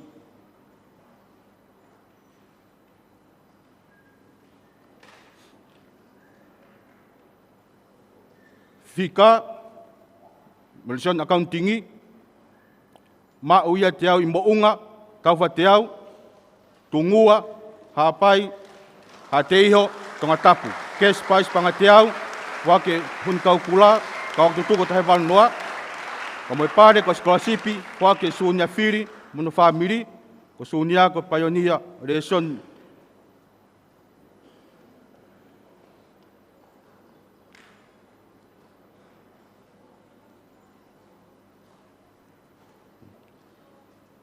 Leson agriculture, ayok mau ia Krismasi, studuni, o saione, fa os folau, longo mapu, fa vau, hihifo tonga leka hapai, kala au, tonga tapu, nof kolomotua. Industrial art, common science, mau ia rufa ratio, kaniwalu, foriaki, lapu aho, waini, fa motu, tonga tapu. Kes pais pangai wangiau, tone he klupu ko tutuku Fungnamanamo'ui Wellington, Presteni Steven Mailangi. Kes pais pangatiau, whaki hun kau kula, kau tutuku tahi wawalanoa. Nation biology, mo economic, mau ia set Anthony, Tio Asisi, Lawaki. Kol fōu ni o fōu, ma whanga, tonga tapu. Kes pais pangatiau, whaki hun kau kula, kau tutuku tahi wawalanoa. Reson foken de fax kosi pe sunia firi, family, o sunia ko pania reson ekonomika, i tahi wa balfa. Kosi to tongiako, ke wafe. Wano wowa, ko famanato no fine, Christian firi, na malolo, i wano tahabalu. Tawake ne tolu, ai fak pare koen.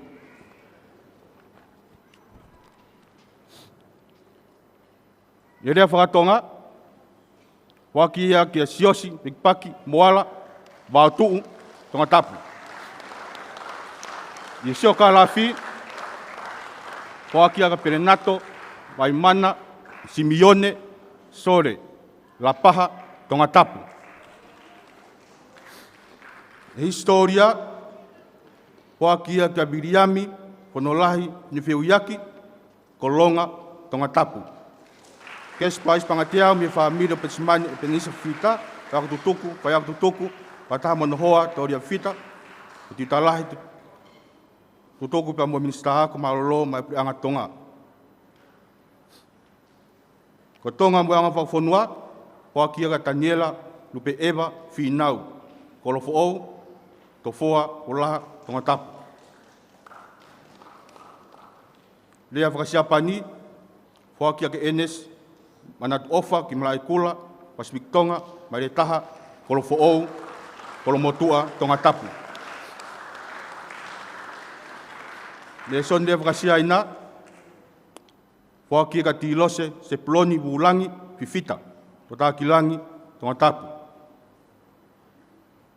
Le son ni musika, Wākia ka latu ila Tonga, Veikune, Longo mapu wabau, Tulau pas moyafi.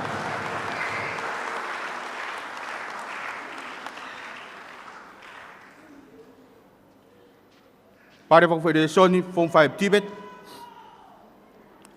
Ai ko Inglisi, Mrea Whatonga, Whakia ki suna tane lusa, Loto haangana, le ai manu pas moyafi, Tonga Tapu. Le soni sai nisi, Mere soni fika, Wākia ke Pesaliri, Nevaleit, Taufa, Fektoa, Alaleva, Tonga Tapu. Ko Maori time, Wākia taria ori, Nutupu Iwaha, Waipoa ni Tapu, La Paha, Tonga Tapu. Pare fukoni whaki se mislepa mafi, ko stutoku, pe mo pore reo, wa fulau tahi.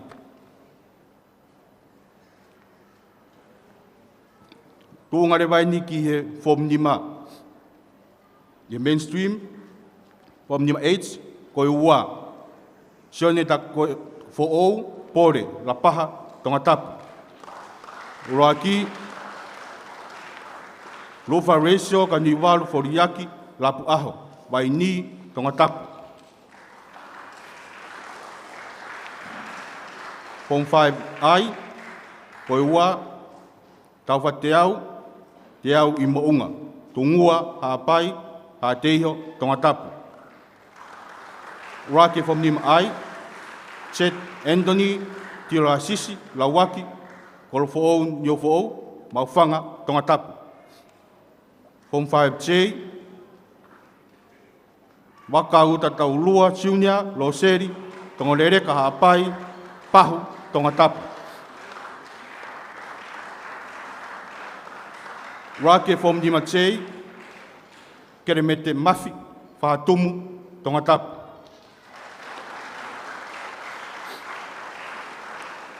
From 5K, Ua, Tangi Tūfui, Whamotu, La Paha, Tonga Tapu.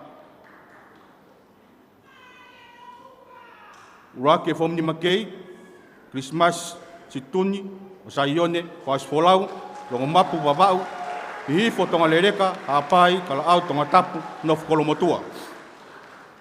Omnima Ela, Ua, Tenol Mo'ui he lotu, Afemui, Fo'ui, Tokomololo, Tonga Tapu. Rake Omnima El, Kere Korio, Taniela Kiu, Vaini, Tonga Tapu.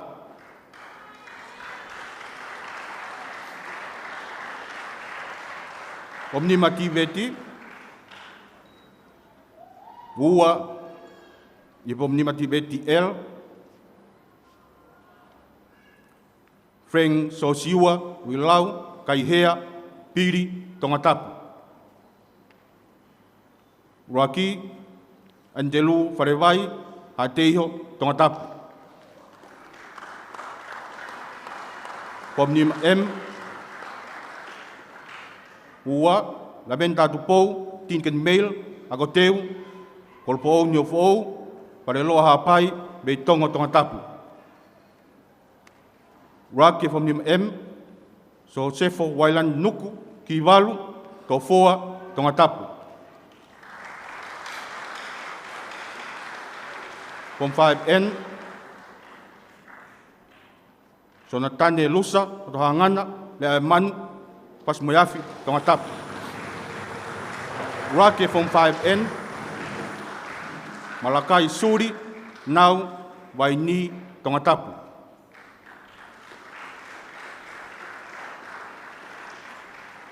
From 5O, Ua, from 5O, Ignacio Sore, Ahau tonga tapu. Rake from 5O, Pesaliri, Nebale Taufa, Victoa, Halaleva, tonga tapu. Katotol Tukimua, i Form 5 Mainstream, Koi Tolu. Te au i mounga, tauwhai te au, tungua haapai, haateho. Trophy donated by the PTA. Koe ua, Rufa Ratio Kaniwalu Foriaki, Lapu Aho, Waini, Whamotu, Tongatapu. Trophy donated by the PTA. Taka Captain Baka Tuki Mua, or Form Nima, Mainstream, Set Anthony La Sisi, La Waki, or Fo, Nyofo, Maufanga Tongatapu, Kes Pangawanga Manoa, Kwake Kaulaione, Ka Iloa, ko whanau ko sutuk peeni o Kolisi. Trophy donated by the PTA. Ako whalakalaka, ki Form 5 Mainstream, Mao ia Viriami ni Metolu, Siuta, Tuitawake, Kolomotua, Tongatapu, Kes Pangateau, Kwake Kaulaione ta Iloa, ana ko sutuk peeni o Kolisi. Ai ko tolu tukimua, Form 5 Tibet, ko tolu, Ignacio Sore, Ahau, Tongatapu. Trophy donated by the PTA. Koe ua, Pesaliri, Nebale, Taufa, Victoa, Halaleva, Tongatapu. Trophy donated by the PTA. Ako kapteni, ko tukimua, Form Nima Tibeti, ki tau wafe, Mawowa, ko Sosefo, Wailani Nuku, Kiwalu, Tofoa, Tongatapu, Kes Pangateau, Kwake Kaulaione ta Iloa, whana ko Stukpen o Kolisi, Trophy donated by the PTA. Ka koe ako whalakalaka taha, ki Form 5 Tibet, Mauia Te Vita, Puniani, Tamoe Flau, Nuke Tulu, Tongatapu.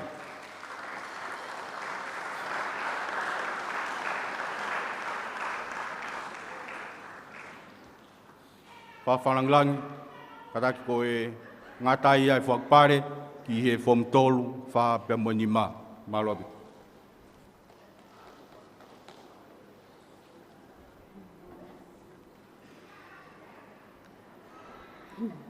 Your Royal Highness, Crown Prince Tepotoa Ukalala.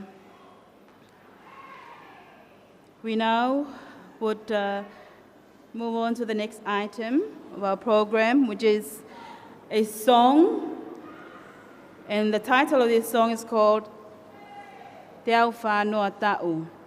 As the principal has relayed in his earlier message this morning, this year was the school's 140th anniversary, and this song was composed specifically for this occasion. The composer of this song is a senior tutor of the school, Efosi Ahofono. Te tau hoko atu e taimini, ke fo i whaari e whahoko atu e ni e he ako, whakatoa, ko hiwa ko e ni, ko whauia e tangata eiki tiutalahi, Efosi Ahofono.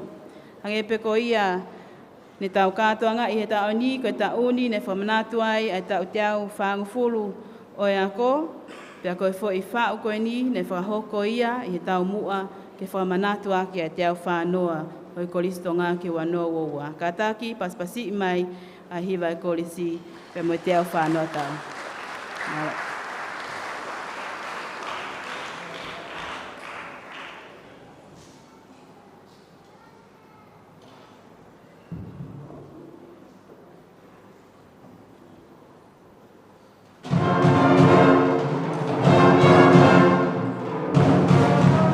Thank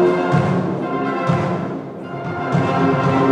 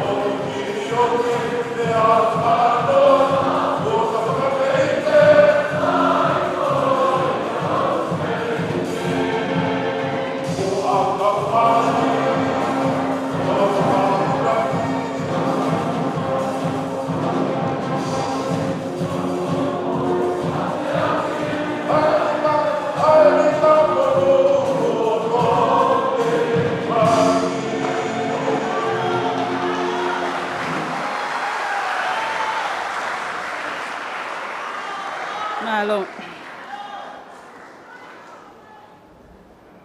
Malo. Pamalo atu ke tangata e ki tiu talahi. Pepehe foki. Pehe foki ke kauifi. I hono tokonia o i fohiva koia. Koe whau ke ta o te au whanoa o Kolisi. Tupe mua ke u te whahoa asia ta e tangata e ki whaifi. Ka tā ki pe mua pe lava o toi ki tā imai mo ki foi whase ta. Ka tau tō koko atu. Malo.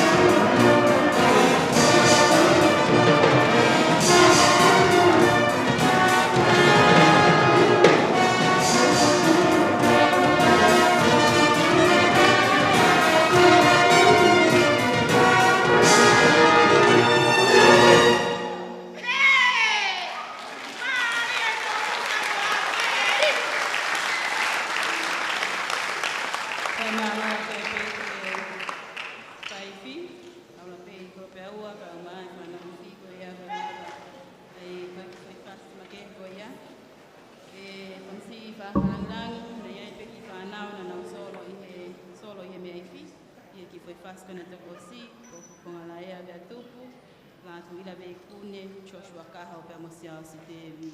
Ko la ki tau te paskasi mai, ki whanau o eni te kakari na kareni vi, o te paskasi. Tupe mua, tamsi whawharangang, ke hawa tu mua he, ke hoko atu e pe tau polokalama, pea i he taimini, e whahoko atu ai, e ngahi pare, whakaloki ako, whanau ako lalahi, pe koe senior classes, ai koe form 1 pe a moe form 5 e Kolisi Tonga, ki he wanoa o ua. Pea ko whai ai ai kore whi mātamua, ki wheitu una, ki angalenei mua, ka kia wheitau lalo, kai toi whahoko anga hono whaki, e ngahi pare koe ni, ki whanau kona wikuna, ai ngau e whaloki ako koe ni, ki tau wanoa o ua. Te ukamata pe me he best progress, i he form 1, pe koe tō taha ako, whakalakalaka taha eni, i he form 1, o whaki eni, ki a Viliami, ngalu mo e tutulu Clyde tu inau vai, nuku, noko kotoa. Ale, kesh pangateau, connected, noko kapana, o konstituto Fungnamanamo'ui o Wingatonu Silako, Palestinico Steven Ilangi. Ye ngahi subjects. Porque ngahi lesoni ai fomono. Lesoni English, moi pare, kesh pangai wangiau, fuaki e fayako o lesoni ko kia si presco ke whakamanato e ne pui ne ako e Kolisi Tonga, o mahe uri, taksi tahiwa no fitu, me hifo niwa toktapu, malakai kolo matangi, taksi tahiwa tahni mame kolo fo o nuka alofa, pia mo te vita aturi aki ono ko proxy me tahiwa whano me pangai hapai tufuenga, kolo mutua tonga tapu. Wataki ai pia mo e pare, ke lesoni historia, ko cash prize, pangai teau me familia o pensiman e penisa fifita, ko pensimani ko yako tutuku, ko whayako tutuku, na e whayako pe mono hoa ko toria fifita e Kolisi Tonga, ko tiutangahi tutuku, pia ko e minista ko malolo mai prenga Tonga, ko pangai ai teau, fuake ango lesoni ko ni ai English pe mo history, kia whakaana ua me mailahi ki sainai ki sione tangimana. Me tarehau no te tapu, te amonito ua tonga tapu. Ngahi lesoni koe ni, mathematics, mo cash prize, ke fuaki e he taha kau whaako lesoni ko milikatu ineau. Lesoni chemistry, cash prize ke pangai te au, fuaki e hun kau kula, ke kau tutuko ene tahiwa wau noa. Lesoni agriculture, pia moe lesoni biology, cash prize ai pia moe ni pangateau fuaki e huni kau kula, ke kau ako tutuko e tahiwa wau noa, fuaki ko toa eni, kia siope, chesna, tuini wangalu, me hatua eua, mangia vavau, tonga lele ka hapai, nofo havelu loto. Ko lesoni economics. Lesoni economics, pia moe lesoni computing and ICT, fuake ongo lesoni koe ni kia ti mo te manu, me niu tō ua, nofo puke tonga tapu.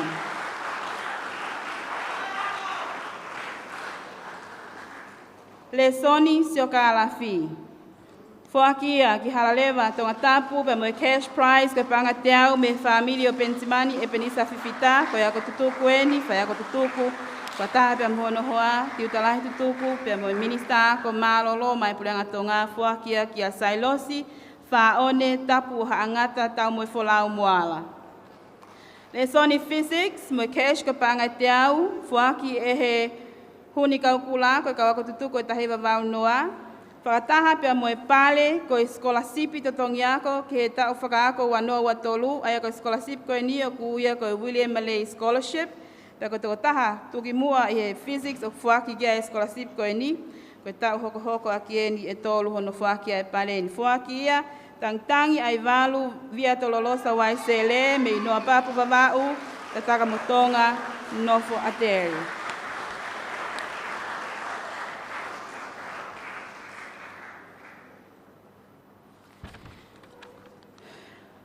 I he whomono,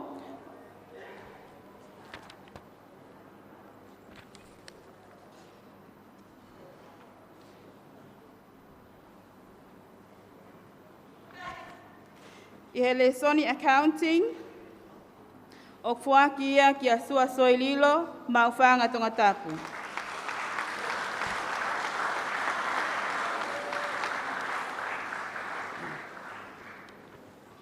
Lesoni lea whakatonga, fuaki eni ki a paula whewalea ki whaavai me maufanga tonga tapu. Lesoni design technology, mo kesh ke pangai wangeau, fuaki eni e Kolisi tuku Fungnamanamo'ui o Wingatonu Silako Palestinico Steven Langi. Fuaki eni ki hihifo ni o top tapu, hawhewa molofanga hapai, popua, ya molongolongo tonga tapu ki a pamini finau, Chavez, Chuda, Koheleti, Havea. Lesoni Japanese, fuaki eni ki a moa e teau, vili, takelo mola e teau, me neyafu vavau. Lesoni music, whakataha pe mo lesoni tonga moyanga whakafonua, fuaki eni ki lapaha tonga tapu, ki a viliami awhemui lelea. Pea koe le soni le whakasiaina, mauia ki vaini kol fo'ou la venga Tonga pea mo ui hapai e se kope malpo taufa.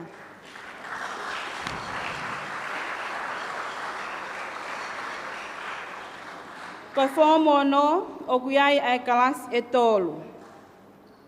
Ko toko ua tuki mu aeni i ngahi kalas ko ia. Form 6H. Mei vaini kol fo'ou la venga Tonga pe mo ui hapai se kope malupo taufa. Uluaki i Form 6H. Fuakia kia ngalu as ke siope chesna tu iniwa ngalu me hatua eua mangia vavau tonga leleka hapai nofo havelu loto. Form 6I. Ua he kalasi. Viliami iloa he lotu palu me navtoka mo havelu loto tonga tapu. Uluaki e Form 6I. Sio sifa tausinga me pea tonga tapu. Form 6J. Ua e kalasi. Viliami ngalu mo tutulu Clyde tu inau vai me nuku no fotofoa tonga tapu. Uluaki e Form 6J. Lonely he fekumi makafalani sili me fanga opilo levu tonga tapu.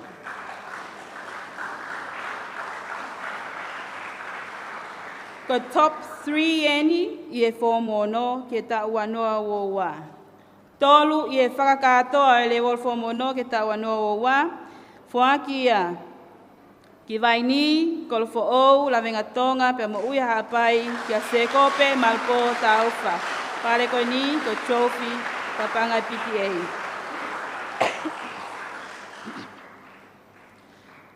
Ua i e whakakatoa e whomono me pea tonga tapu ko trophy whapanga PTA ko siosifa tausinga.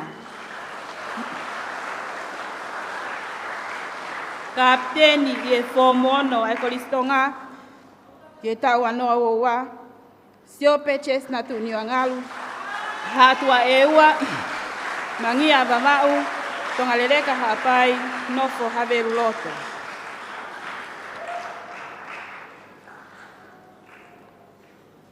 Form 7.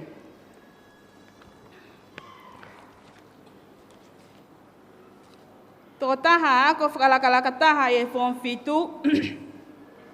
O fuakia ki fo'ui kolo fo'ou pe molongo teme tonga tapu kia lausii fililava ulakai.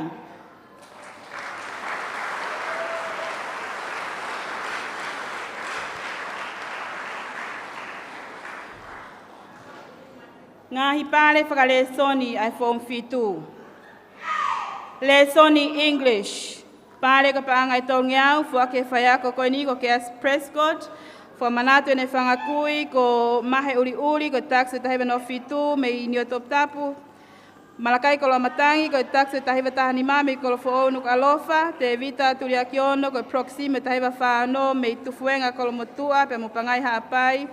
Pangatol ngiau ko ni whakataha pia moe lesoni history o fuaki ia ki tonga leleka hapai nofo ilota hapai Damien papa whanifo atungi polau moe tui. Kataki, kaua tiai pa moe lesoni tio kalafi hono mau he tamayo e koe ni. Lesoni economics. Fuakia ki haatafu tonga tapu ki a hegai sio filisi hake ai. Lesoni tourism and hospitality. Mauia ki havelu loto tonga tapu e setelo lovele moala. Lesoni agriculture. Fuakieni ki fo'ui kolo fo'ou pia molongo teme tonga tapu ke lausii fililava ulakai.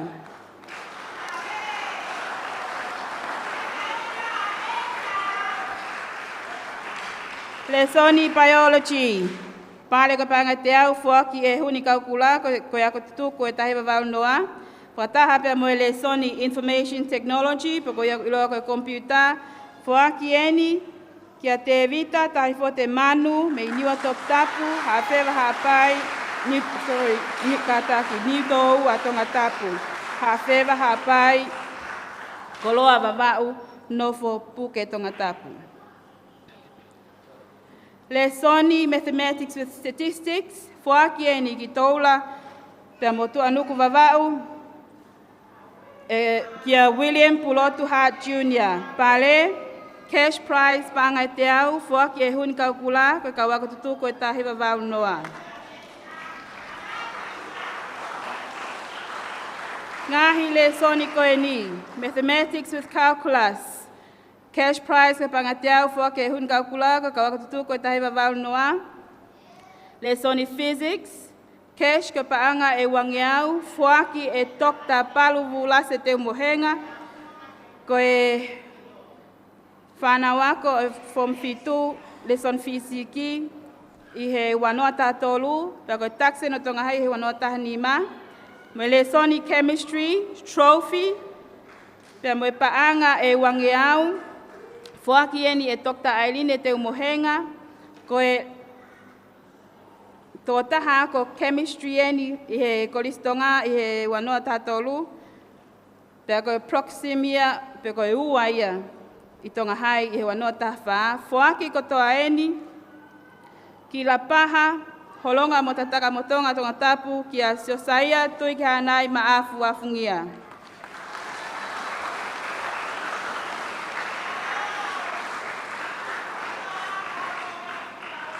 Lesoni music, pia mo lesoni accounting, fuaki eni ke matapule ko eni ko Nicholas Dio Taufa Sakalia me holonga vavau, kolofo ou, maufanga tonga tapu.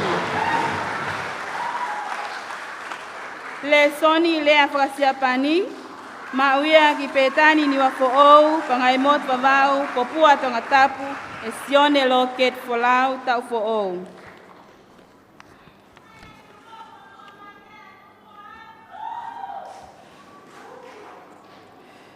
Ie form fitu, o kuia e kalasi e ua.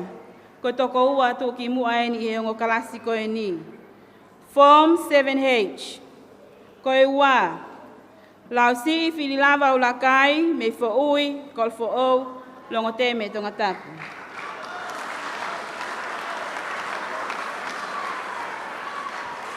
Uluaki e form 7H, me holonga, ho makerikao, hawa atolo tonga tapu, nofo tataka motonga, fuakia ki a sosaia, tui ki hanai maafu afungia.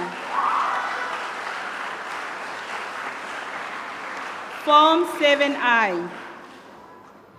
Koe ua, mauia, ki tonga leleka hapai, nofo ilota hapai, e Damien, papa whanifo atungi, fo lau moe tui. Kapteni o form 7I, fuakia ki niu toua tonga tapu, hawhewa hapai, koloa vavau, nofo puke tonga tapu, ki a te vita, tahi pote manu.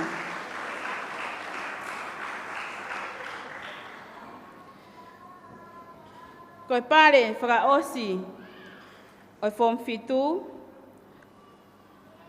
koe tolu tuki mua i he levolo, aia o fuakia ki fo ui, kol fo ou, longo teme tonga tapu ki a lausi i whirilava ulakai.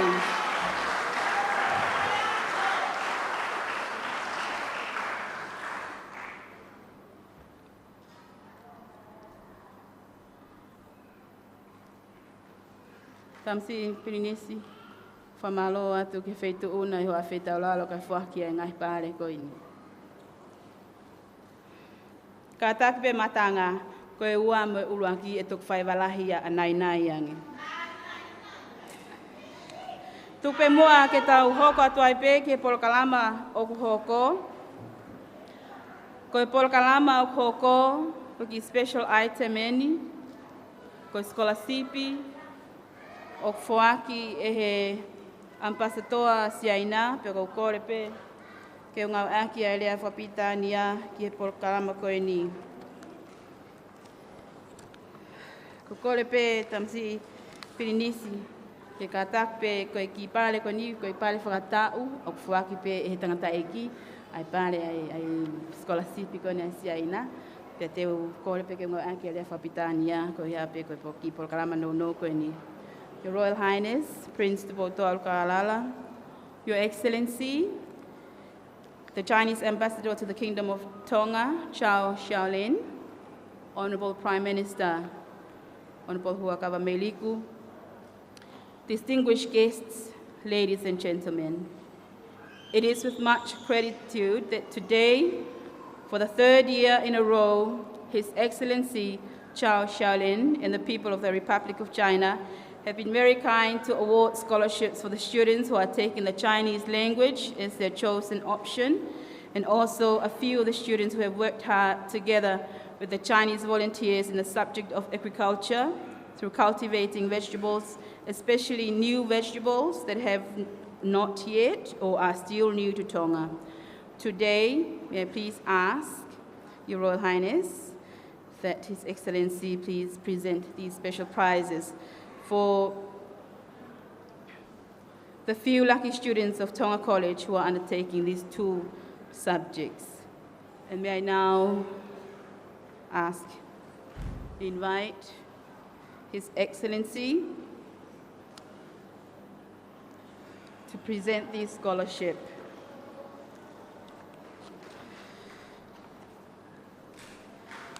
In the Chinese language,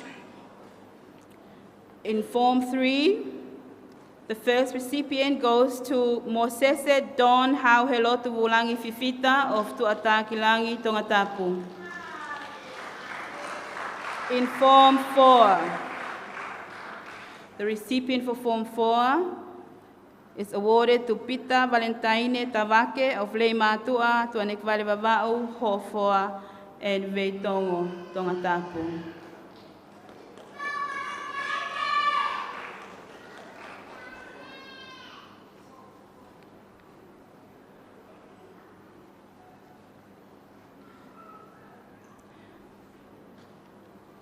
For Form 5, the recipient for Form 5 goes to Tilose Sepuloni Vulang Fifita of Tuatakilangi Tongatapu.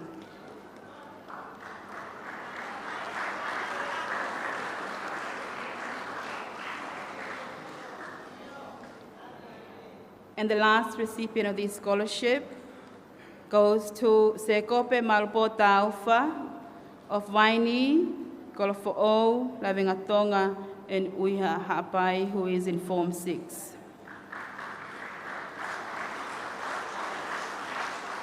So these are the students who have been taking Chinese language. The next couple of recipients are the students who have been awarded with a scholarship for agriculture.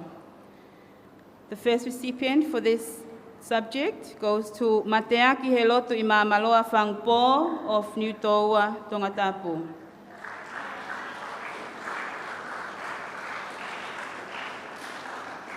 Second recipient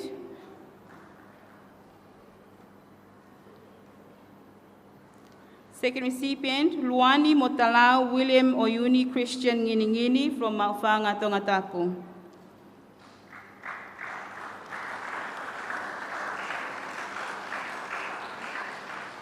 Third recipient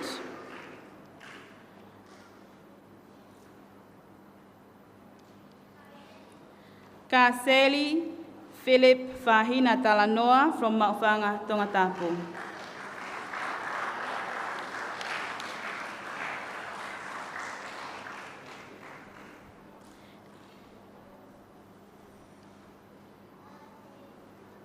And the last recipient goes to Frank Sosiua Kaihea of Pili, Tongatapu.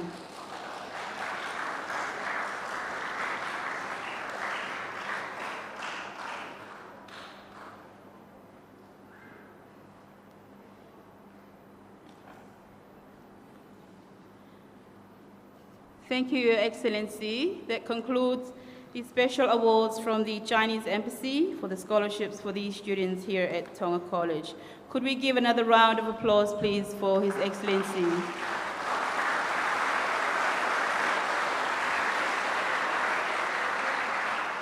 Malo au pito pe whamalo atu tansi whawhalanglangi I holoto lelei ke whahoko ngā kipol kalama ko ia. I he taimini, ko tā wā umai ki e konga mau inga o I polo kalamani, ko no whuaki e ngai pare makehe.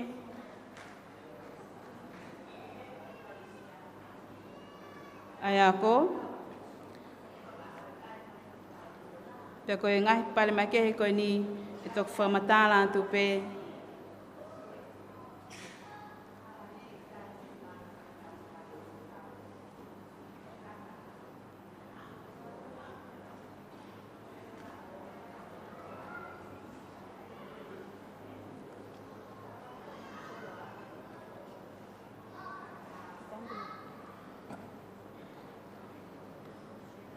Whamormore atu.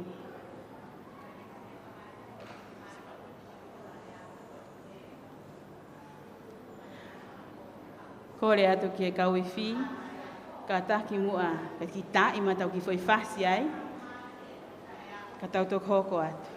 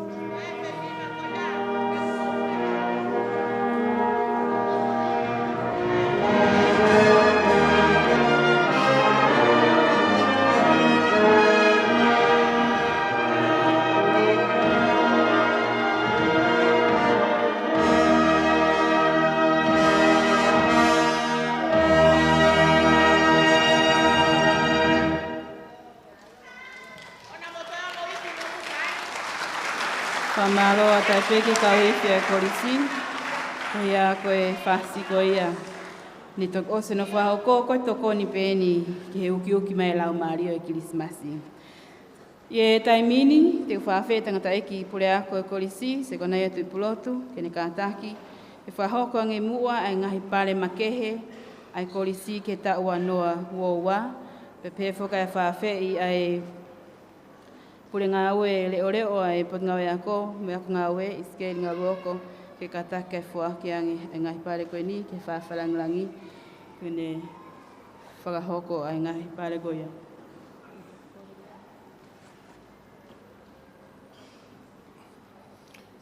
Tuweke wha maru atu, he tala whakapaapa ko a whaki tama pirinis kalauni. Tupau toa uluka alala. Kore whamore more ke wheituna.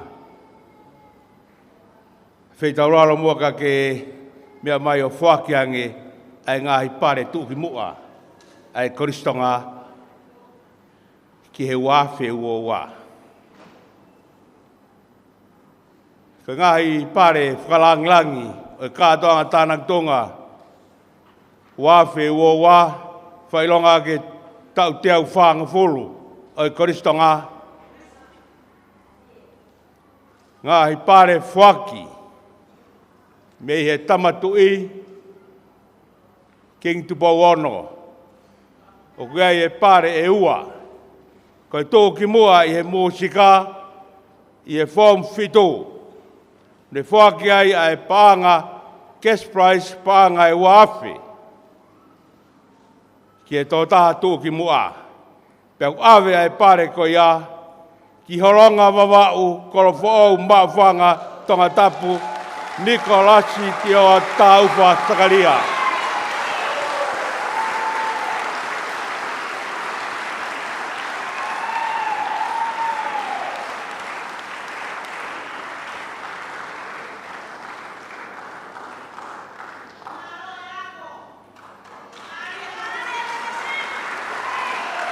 Koe pare hono wā, koe toko taha sae nisi tuu ki mua taha i he lewolo i form fitu o toi whaki mo i cash prize pānga i wawhe. Pea ku awe ia ki horonga la paha homa kerikao ha wakatolo tonga tapu api ko whakapaya helo tu mai api ko wā siwa iloa nofo tataka motonga sio saia tuiki hanai maafu afungia.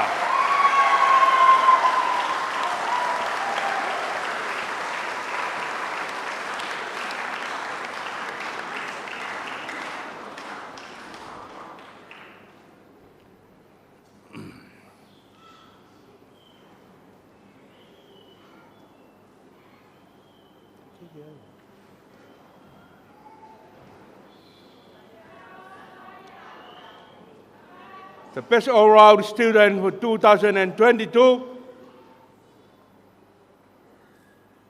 sponsor ia e Tonga College All Boys Association, ko pāngai wawhe, mahanga e best all-round ki e wanoa ua wā, tēnā tak pāngai tahawhi. Oroaki, o mauia ki talau wawa upangai haapai nukuleka wha niuto ua hakame Tonga tapu, David Temba hangana.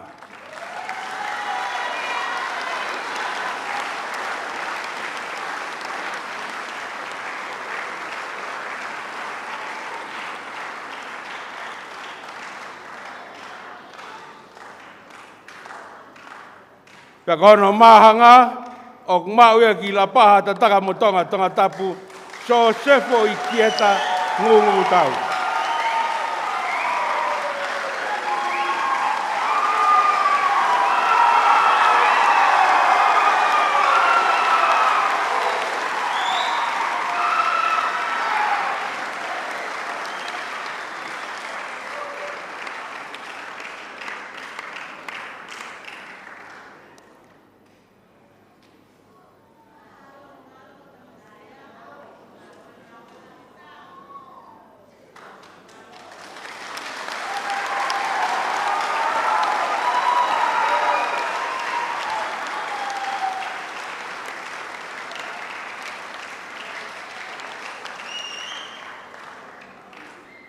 Proxim Associate for Tonga College 2022.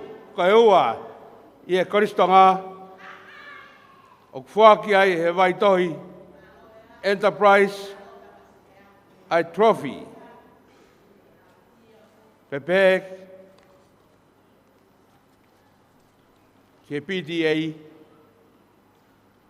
ke pare ko ia awea ki holonga la paha homa kerikao ha wakatolo, apiko, whakapaya helo tū moi api ko wā siwa iloa nofo tataka motonga sio saia tui ki hana i maafu wafungia.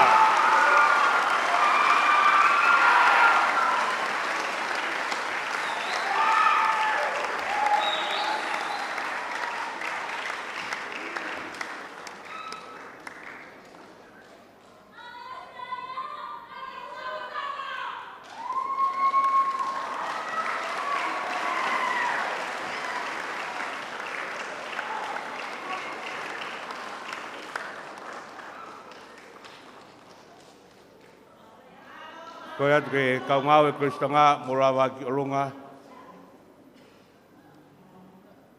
Koe tō ki moa i e Kristanga ke wanoa ua. Ogai e panga e tahawhe fuakia he leere tai iloa panga tahawhe fuakia he takse wanoa manak taurahi pe pega liu whala kai tō panga tahawhe fuakia he takse wanoa wataha. My trophy me tanela vai tohi all the way to New Taua, Tongatapu, Hawhewa Hapai, Korowa Wau, Nofo Kupe Tongatapu, Te Vita Taiso Te Manu, Te Vita Taiso Te Manu.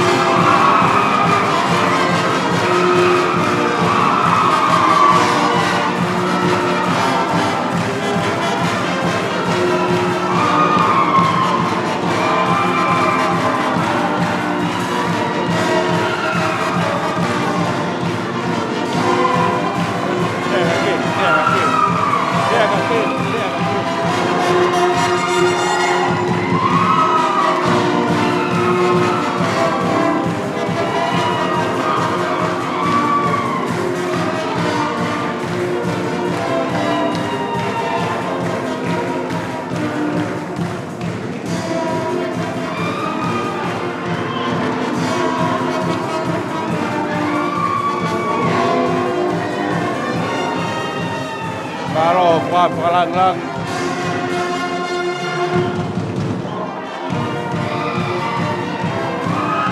Malo.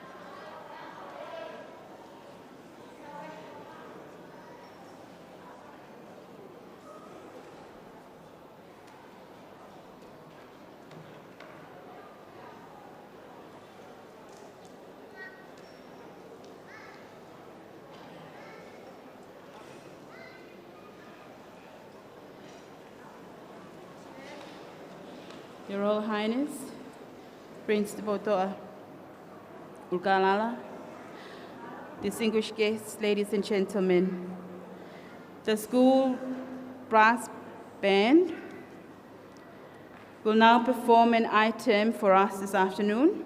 The title of the item is Live and Let Die.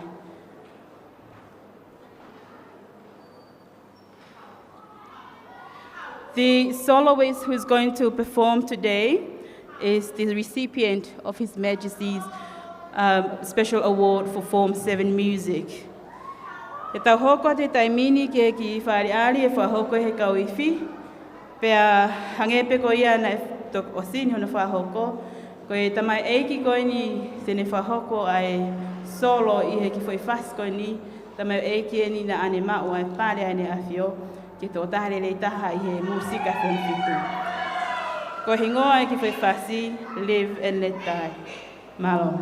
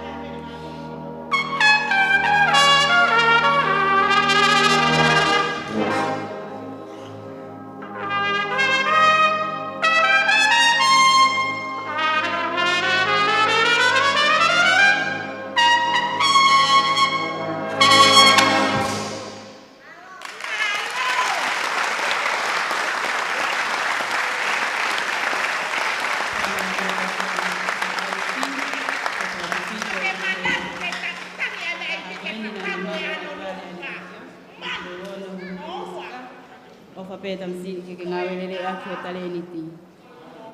Te tau hoko atu i e taimini, ki he lea e whakahoko atu eni e tax o iako ke wanoa woua, ka taki mo paspasi i mai, te vita tahipote manu ko taxia o Kolisi Tonga ke wanoa woua.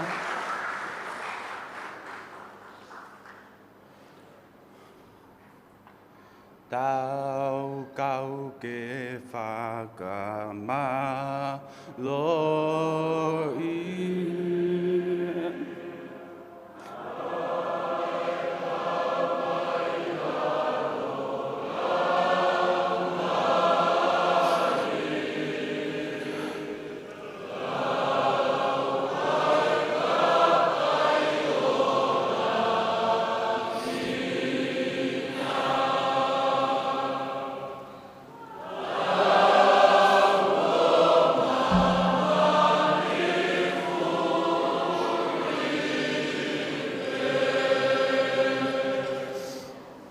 To God be the glory, great things he has done.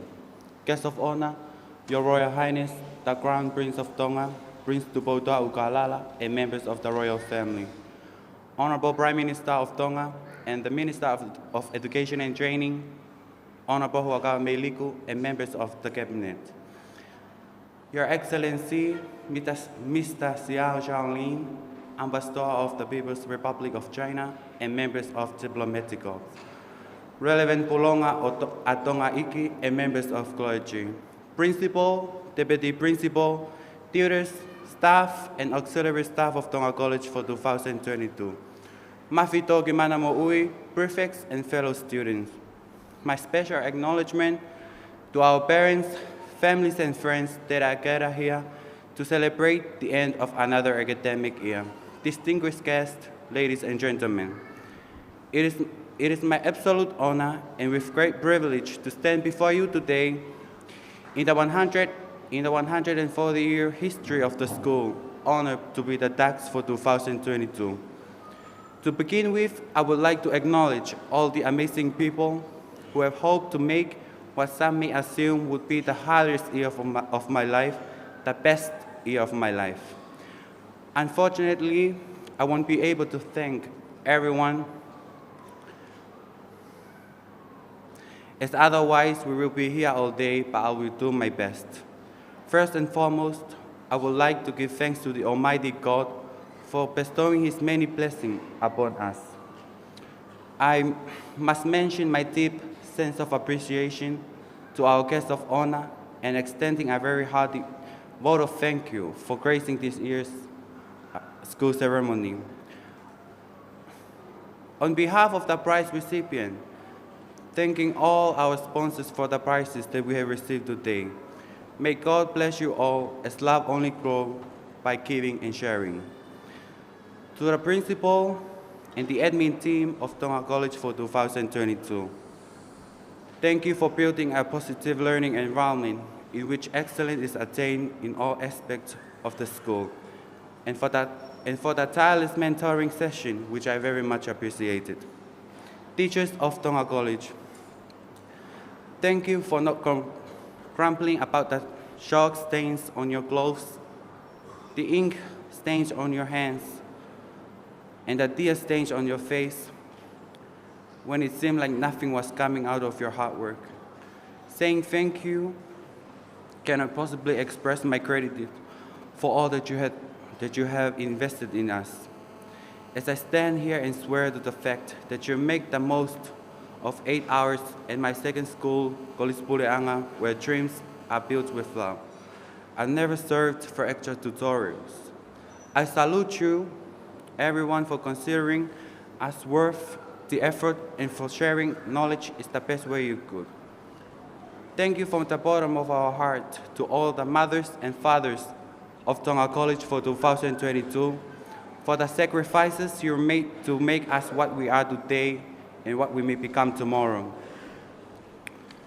A general reminder to students, your time in school is one of the most exciting periods of your entire life.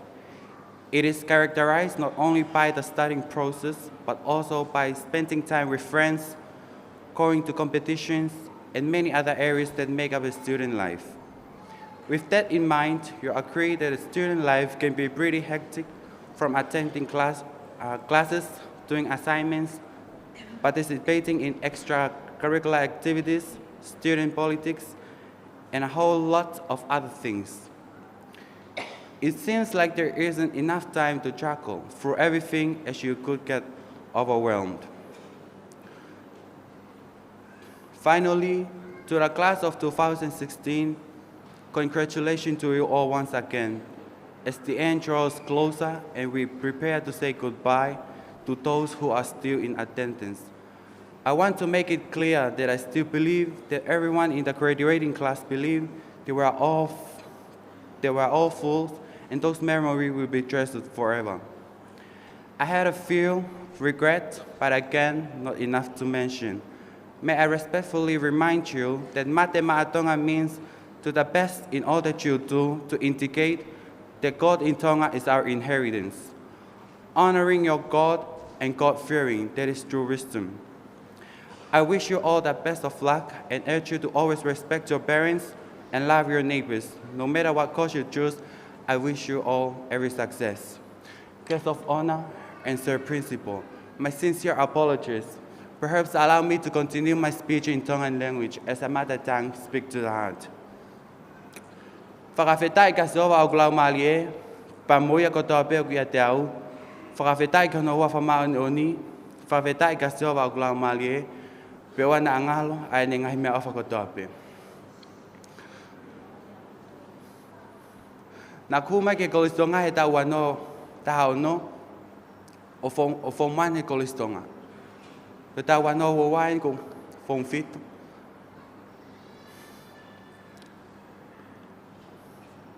Ke tangata ek pule ako, ongo toko ni, tiutalahi, kau whai ako, mafto ki Fungnamanamo'ui, whanau ako, papeke ta whanau.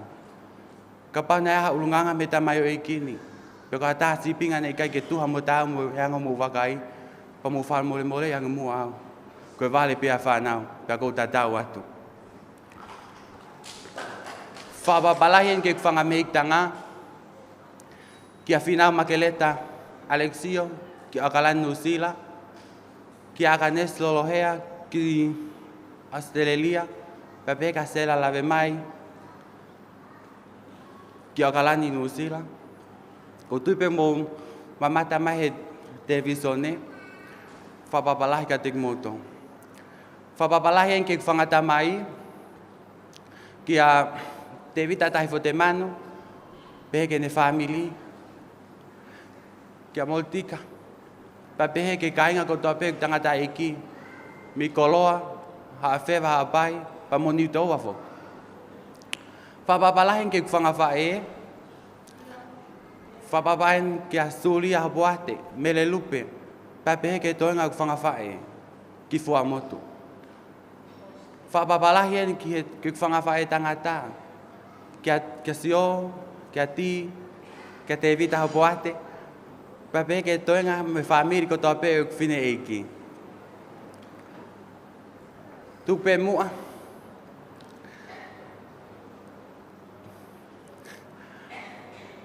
Ki whakakawa te kuki whamiri masiva. Ni kai kaha mea te mau ilo ngai.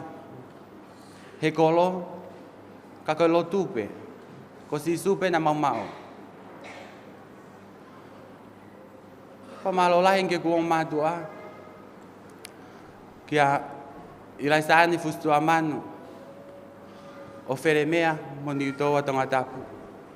Pabehe ke tangata aiki, se mismo tulalo mano, mi koloa, moni utoa fo.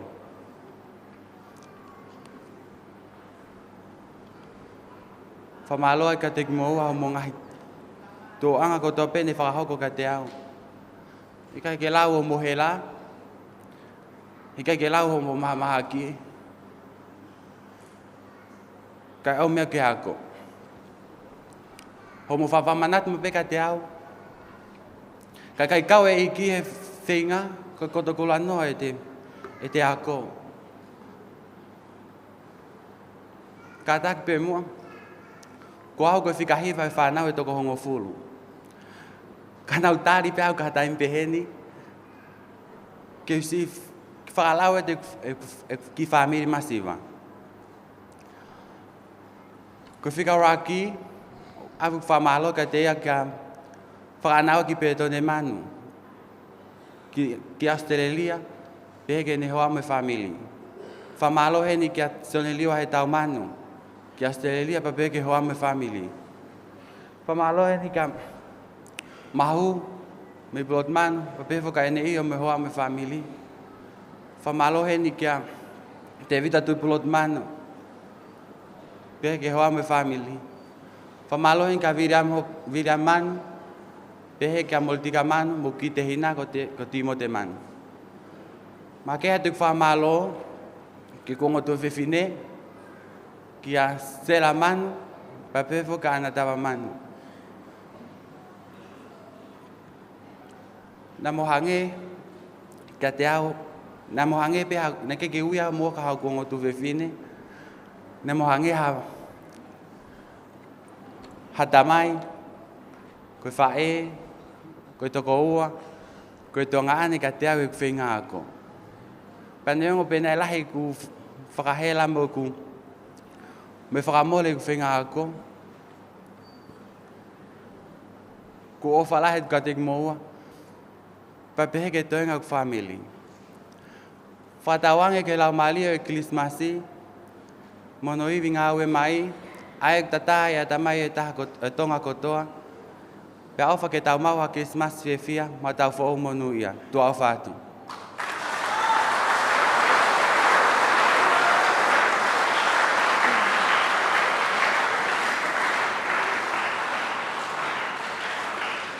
Famalo atu ke tax o Karistonga ke wanoa woa te vita tai fo te manu malea fa ofa ko fa ko maktau tolo tani fana wako te tau to ai fo e pasi fa osi ma ai tax e wanoa woa malo apito tamsi falanglangi kunisi te foto alkalala ko ko le famole pe ko ilo ko ma loloa aho atu pe mua ke u whahoko pe ki ilili ureka pe ke tau polkalamai ho atani.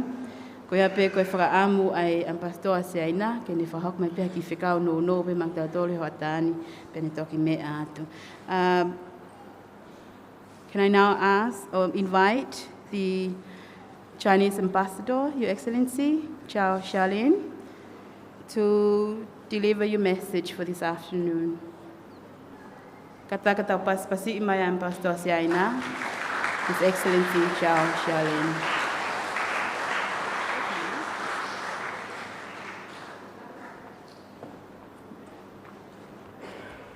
Your Royal Highness Crown Prince Tuputua Wulukalala, Honorable who accompany the Honorable Prime Minister and the Minister for Education and Training, Mr. Ako, Deputy CEO for Ministry of Education, Mr.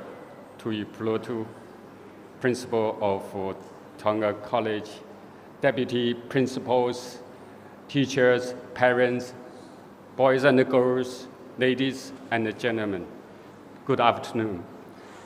The Dux made a very good speech, even though he was moved to tears.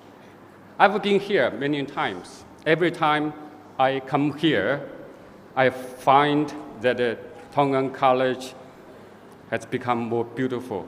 Every time I come here, I feel that I come back to my alma mater.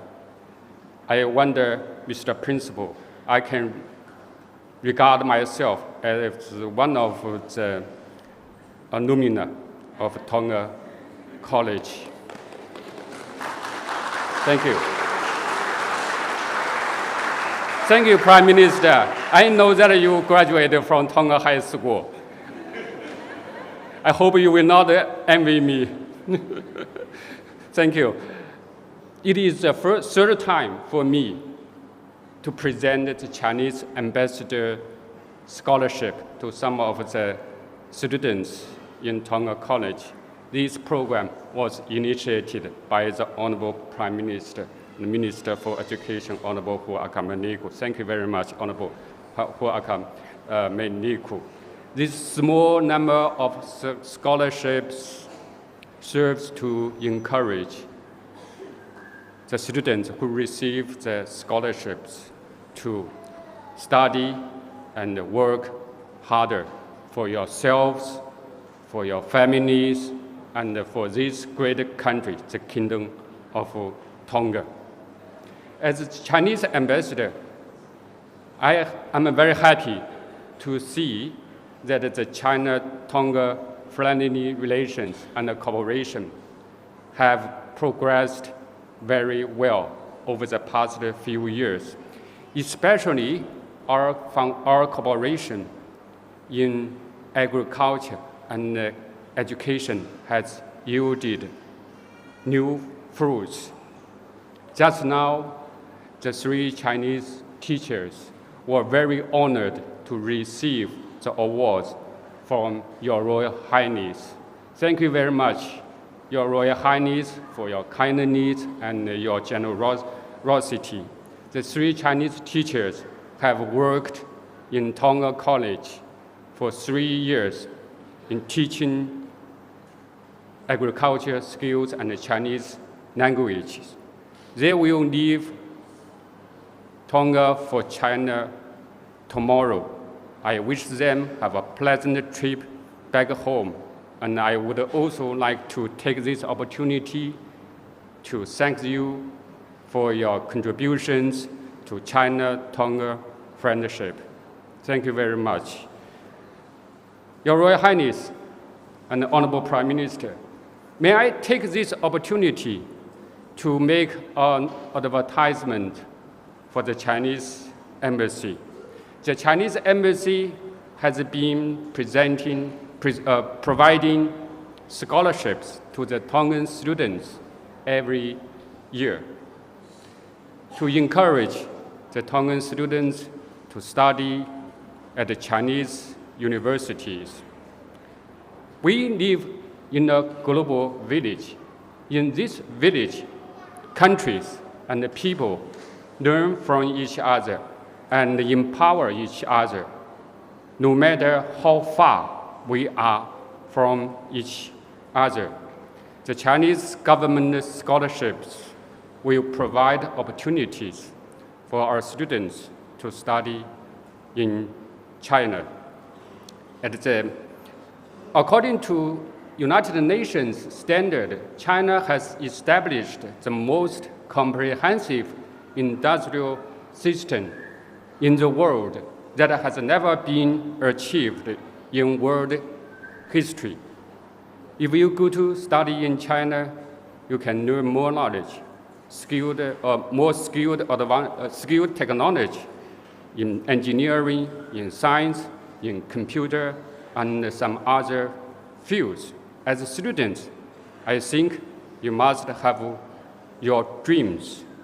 After your study in China, you could become an engineer, a successful businessman, or a professor in the future, and your dream will come true.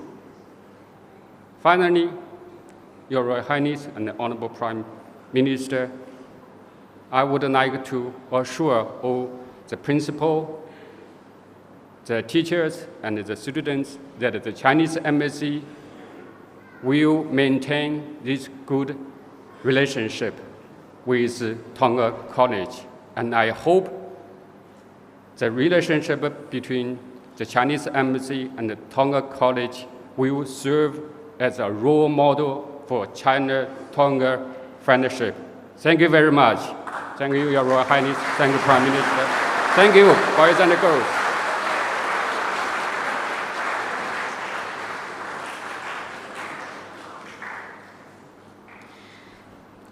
I'd like to thank His Excellency for his remarkable address this morning, and I'm pretty sure, since education and agriculture is with us here in Tonga College, maybe soon all of our students would want to come and apply for and learn the language here. Every year, more students are going into choosing the Chinese language. So we're hoping that next year there'll be more going into Form 6. This year we have started the Form 6 for the national examination, and we're hoping to get more students into that. So can I ask everybody, students, mukataki ka te paspasi mai pastor siaina mo fekao kon ona kon komini.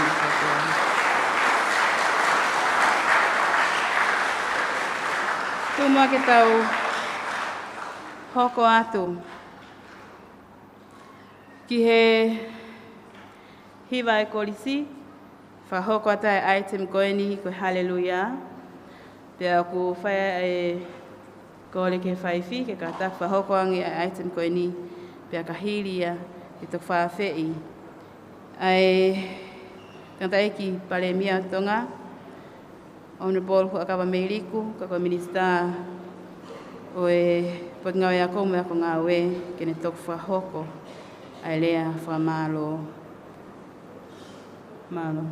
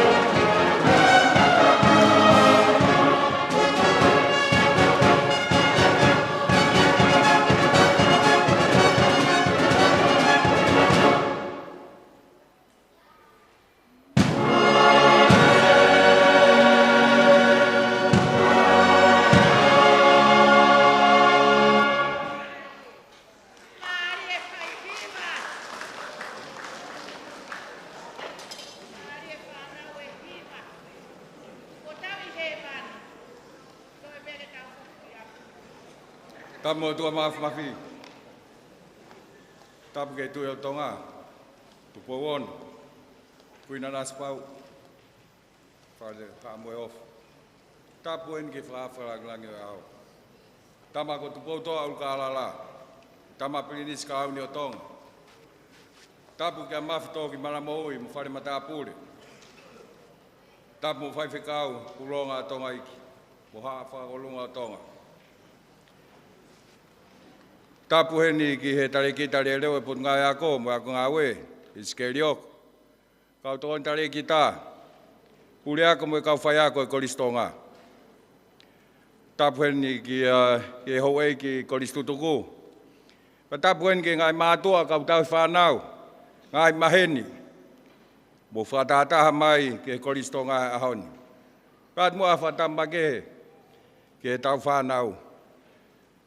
Whanau ako o Kolistonga. O tau whawhitai, mo whamalo, e kei whakoroa tau tohe o tua e mo'ui.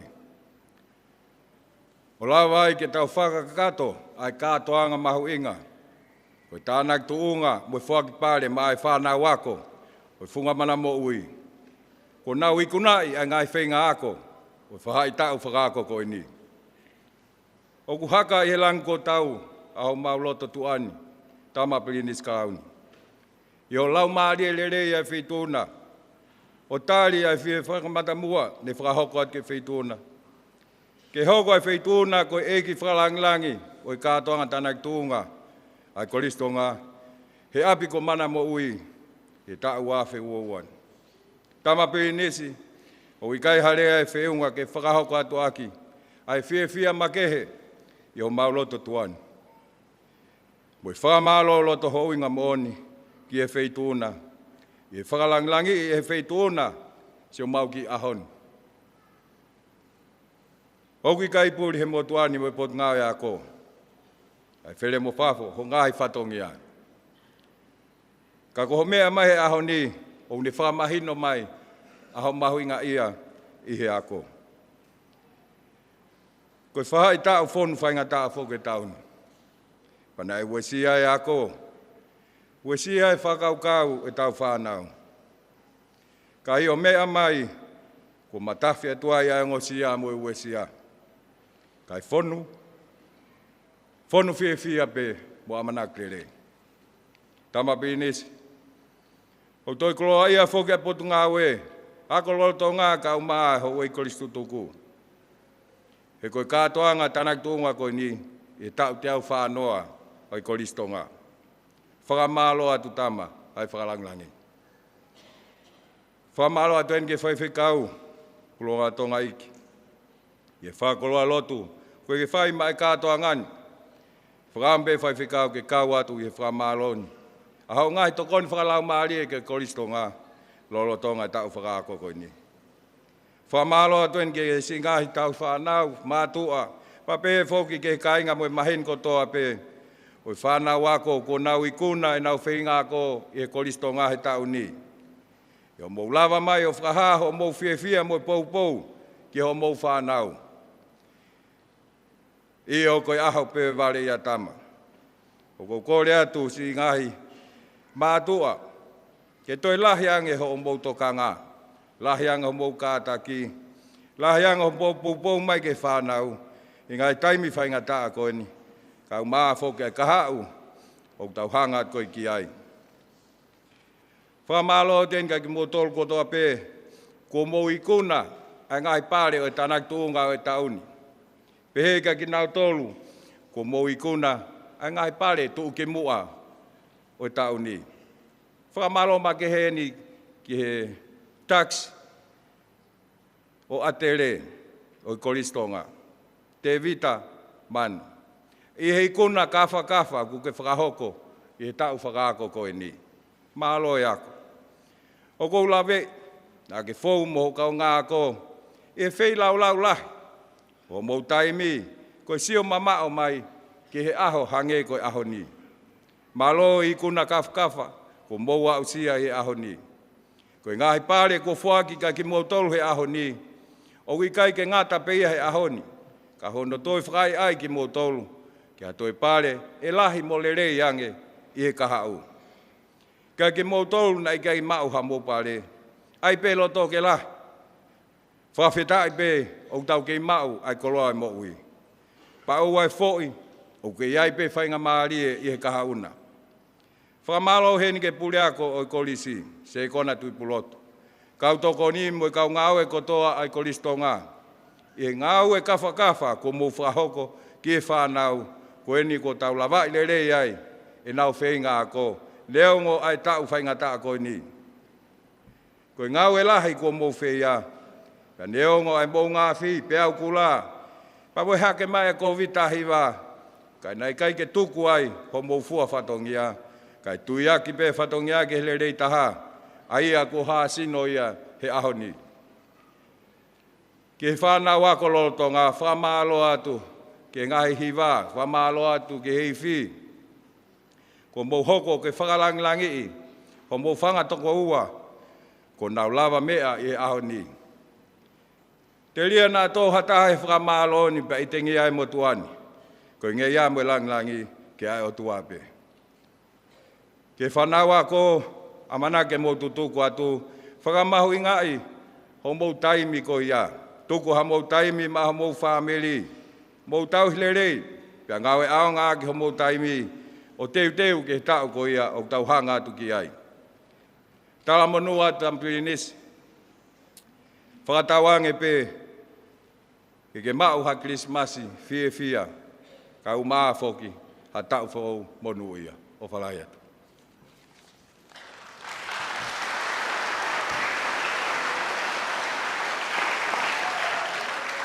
Kasi whawharangarango e aho, ko tau i kuna e katoa ngai auni. Pe ko i kuna ko ia, i he loto tō, ai whaitu una, pe o whae e whamalo atu hange i ko ia, e mea atu aki i tantai ki Palemia.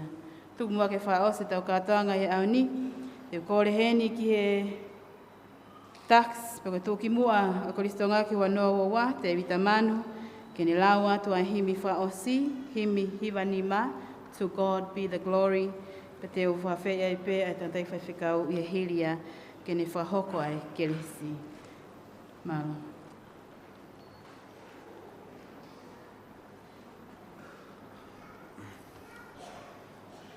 The last hymn for 2022 prize giving ceremony is taken from the school hymn book, 95 of the hymn, To God be the glory. Please, may all rise. To God be the glory, great things he has done. So loved he the world that he gave us his son, who yielded his life and atonement for sin, and opened the life gate that all may go in. Praise the Lord, let the earth hear his voice. Praise the Lord, let the people rejoice. Oh, come to the Father through Jesus the Son, and give him the glory, great things he has done.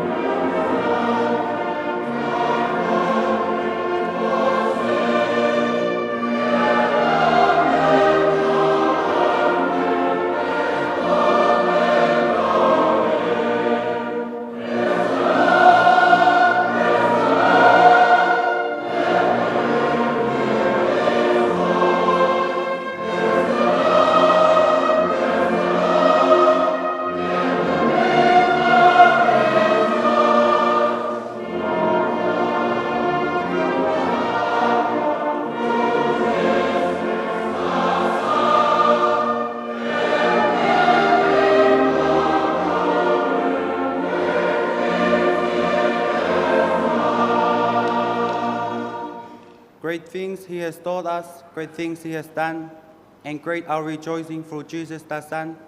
But purer and higher and greater will be our wonder, our rapture, when Jesus we see. Praise the Lord, let the earth hear his voice. Praise the Lord, let the people rejoice. Oh, come to the Father through Jesus the Son, and give him the glory, great things he has done. Amen.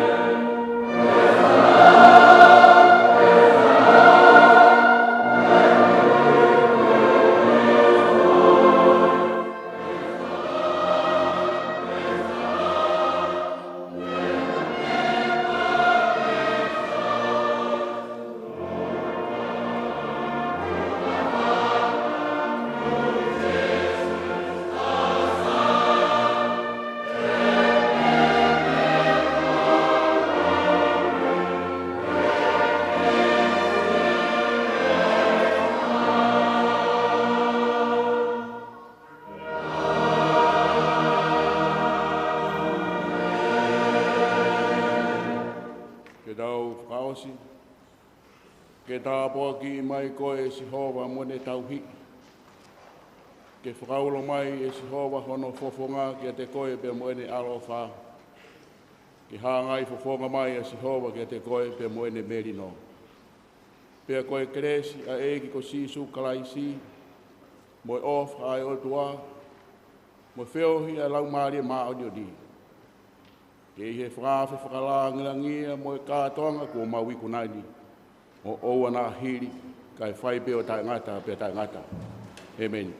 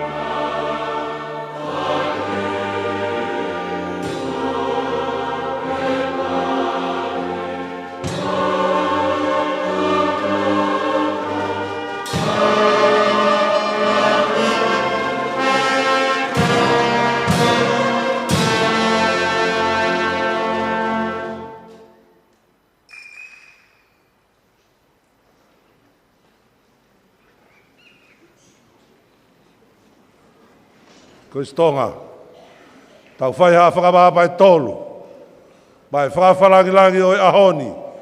Hipi hipi! Hipi hipi! Te whema ue reo lahi ange. Hipi hipi! Ai haa whakapapa e tolu mai ikuna o e whai tau ako e tawi o e wafe e uoua. Hipi hipi! Hipi hipi! Hipi hipi! Hipi hipi! Tu mau ai.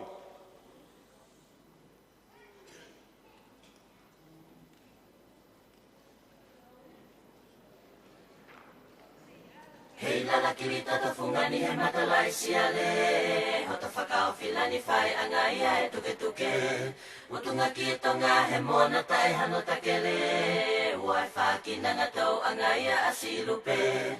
Lau manu auto ise sa lau manu kamahiki. Tolia ki e kakalahe ako ne whakapalo vitenisi. Whakamaunga ki ai. Si o tu wheleni te he koe mo koe o e mapawhisi ke te utangata ki he politiki.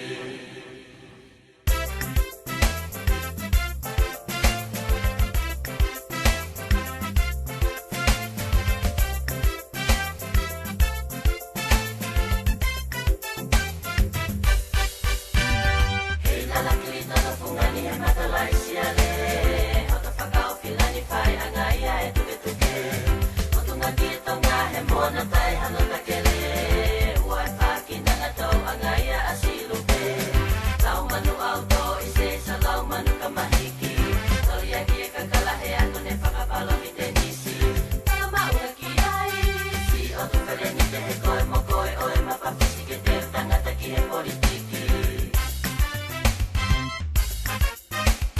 Fungnamanamo'ui e mo hono e a whakalau Tuha malalo makita pe kasi ale matala te au Wana whala pui pui toa o ke pea moe pulu kamu Fungani o hai kula i se sa e hono halamalu Whakaholo tala noa o ka malu toka asi o no ea Pelu teni e peo hi o ka angiangi asika hema Pea mo o ni e mea Sasala he tala mahea e lino i mapapo te alea he sia te ailo pau ka mea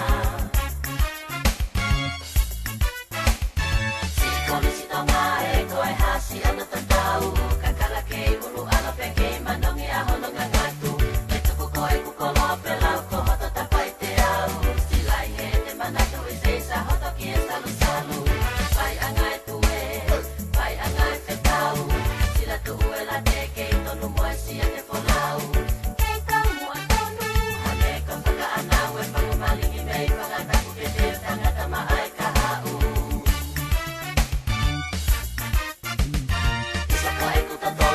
Tole ku te kahoa Pangu whakapunga ai taka e koe mata i koloa Pelu tatau e sila ki he mata koe mate maatonga Hoto ki e la mata ki toki me te pehe whakakalona Isa me a